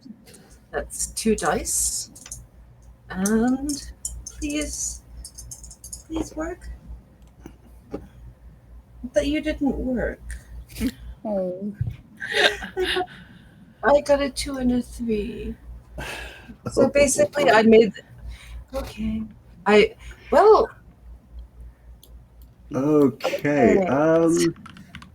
I You know what I'm going to do? I'm going to be a bit mean on this one because you did get a disaster. What I'm going to do is I am going to mark off 1 on the track for your lemur pet. My explanation for this being that as part of your attempts to tighten up security, you have assigned your pet to be watching various weak points, and they are therefore less available for you Okay. to do other things, and that's going to be represented by marking off 1 on the track. It's not physical damage; it is just that it's less useful for now. Okay. That is. I am happy with that. Yes. That is fine. So, okay, and I accept the possibility that I might have gleaned a completely incorrect idea of the security measures. Oh, it's fine. My lemur's watching everything. Everything is good, and I completely overlooked the big trapdoor in the ceiling that to get into the engine room. I just had the image of the track dropping on the lemur because like his tail had got caught or something. So I'm quite glad you specified. Yes. No, I'm not that mean. Thank you. When I damage that lemur, it'll be on purpose. Fair. That is reasonable, fish. And Yeah. Chrono. So yeah, I'm going to go looking I for. would say that the others. most appropriate edges for looking for passengers, probably instinct. I was going to. I hate to say that I would probably accept ties, but I was going to ask. I was going to suggest sharps, just for like only knowing where to ask, kind of. Partly also basis. knowing where to ask, but also for the being the planning and logic kind of. We have a route, we have a way of doing this, plus sway to kind of convince people. Okay. You have this. convinced me that sharps and sway is a reasonable combination for trying to get somebody to take passage on your ship. Can I also ask for a 1-die advantage in the Dream Spa? That we have a That big it is ship such an unusual, that is I will give probably you that. drawing attraction in the port as well. You've been here And over has winter, and pretty much everyone in Dickinson Spit at some point has come out to look at this huge, unusual vessel that is moored up here. Yeah. So I will give you the advantage. Which will also mean that I or other members of the crew have been talking to people, and therefore we have a kind of like at least a the aspect of that degree of mysticism that comes from being something weird and such. All right. And thank goodness, that is a 1, 2, and a 6. Nice. Oh, excellent. I don't think I could have taken another disaster 3 rolls in a row. Oh. Fish, can I just ask, what do we think Mon to travel means? Because that's how I noted it down on an aspect, and I literally haven't a clue what the hell I was trying to say. Yeah. For the people at home, the form fillable character sheet for this game is extremely useful, but does not give enough space. Yeah. Probably better off with a piece of paper. Yes. Yeah, which is why I'm using the Word document for Yeah. my main character. Yeah. I should have done it. Yes. I need to do that too. I didn't. I'm just trying desperately to work Well, out. monuments to travel. Oh, thank you, Fish. Oh. It's magic, Oh. you know? Always believe it's... Yeah, it is rather. Oh, Okay, so this is a 4-track trait. yes. Whenever you gain a chart, mark to gain a related whisper as well. Oh, You So did if- indeed. Ooh. The second time out, I definitely. just gave you a tag on an existing Yeah. chart, but you did gain a chart. You gained the misleading chart Yeah. at the beginning. So yeah, you can mark that track if you wish in order to gain a whisper related to that. I will gain a whisper, and I get to make whispers up, don't I? You pretty much get to make whispers up, yes. Something related to that misleading chart. Okay, so my current whispers, woken to thought, back from beyond, a spit on the rise. How about... That's... Okay, let's go with that. Oh, because if you're open to suggestion, Oh, always. Yep. I would say related to that, the whisper is a close miscalculation. That works. I like that. Yes, I like that. And they can even fit it in. Oh dear. One more character and that would have been off. Nice. And saving.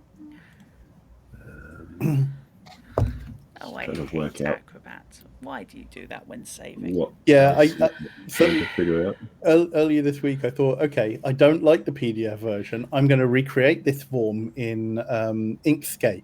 And then I realized that doesn't really help me because I'm confined to similarly poor, like even if I change the layout around, the editing of it is just going to be too faffy.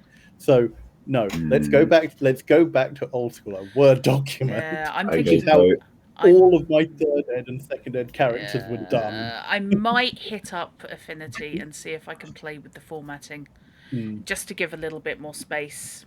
I really ought to actually build a character sheet in Fantasy Grounds Yes. for this, but but I haven't. Timing and things. As I say, I have a blocked out simple format in Word. If anyone wants that, you are more than That's not a bad welcome. place to start, is it? Molly's uncomfortable underwear, by the way, is in fact an uncomfortable understanding. Okay. Oh, you were right. Is an aspect which can be burned. Burning is putting an X rather than just a line through when marking a track, and is much harder to remove. You remove marks on tracks pretty easily, but if it's burnt, then it takes specific effort to get them. You can burn a point on the 4-track uncomfortable understanding track in order to completely clear one of a crewmate's Maya tracks. Oh. Yeah, it's really good. It is a really, really good bit of psychotherapy, I suppose. Really. I did actually write down what it means, which is helpful. But yeah, that fit, I thought, with my drive to solve problems of family members. Absolutely fits. That works, absolutely indeed. Yeah, I'll post my Word doc in the Discord after this or tomorrow, cool. Thank so you. that folks can use that as a base if they want to. Thanks. Yeah. Having something to start to build from and tweak. During this montage, the captain has indeed acquired an additional passenger. Cool.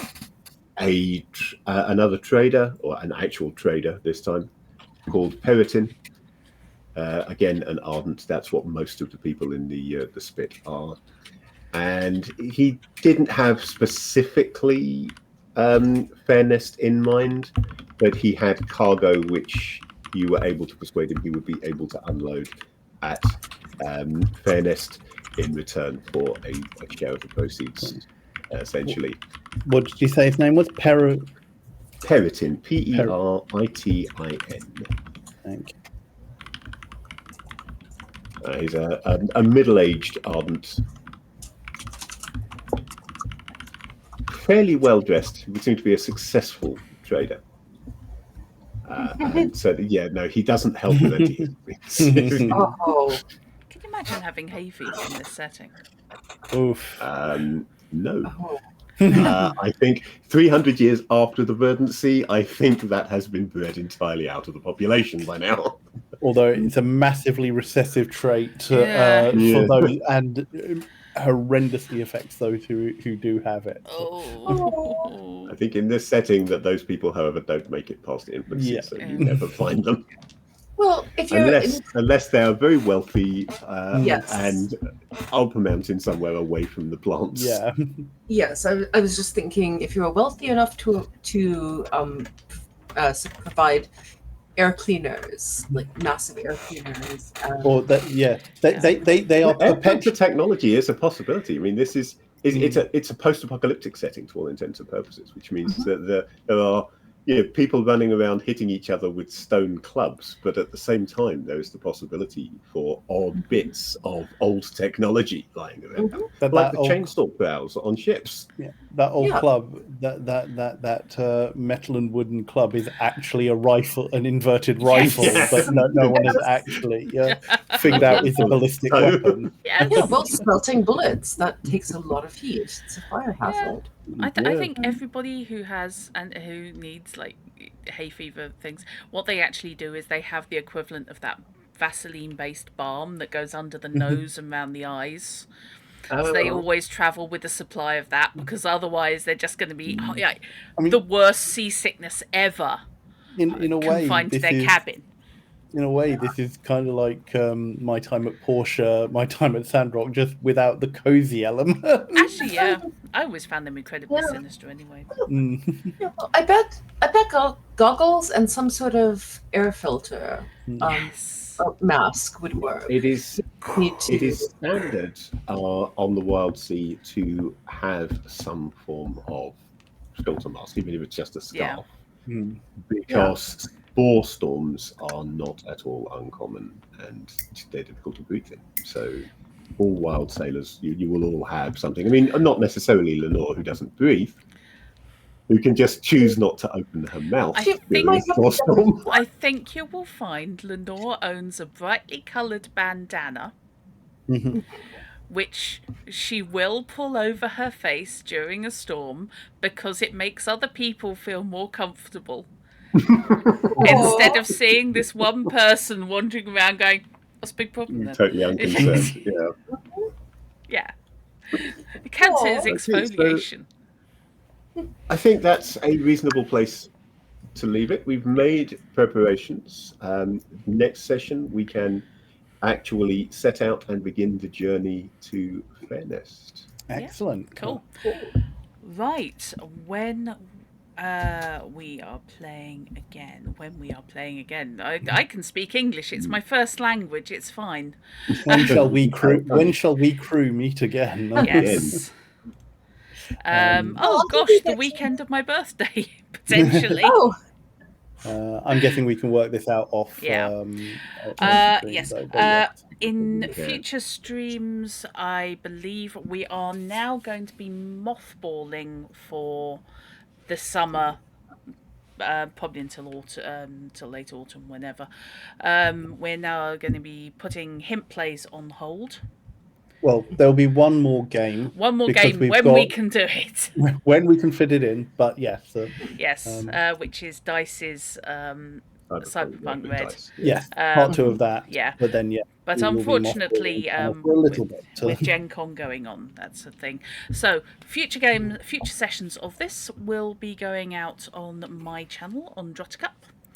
But I badly wanted this one here because everybody expects role playing on a Sunday, and it's a good place to start. And I think this has been a really good start. So we're going to be aiming for this slot, but it will be on at Druttercup instead of Hint Plays until we come back with this channel with a bit of a relaunch. Excellent. So Yay. that's how we are going to be doing it, she says. And the same goes for most of the other games currently on the roster, notably my Gaia Complex game, which may move to my channel for a bit, and Robinson's Star Trek Adventure. So, Yes. Yeah. Part-time Gods. We also may. It sort of depends on whether we can recruit new players. Yes. Do you have spaces for new gods in the Pantheon? Yes, if you are interested in playing part-time gods, then please. You're interested in being a god. If you're interested in being a god. That came out incredibly sleazy and slightly nightclub. Yes, it's a bit ding dong. Oh, Leslie Phillips is now recruiting for gods. The god of lounge singers. Oh yes! Oh my god! That rotates. Velvet mounted speakers. I've seen Blues Brothers.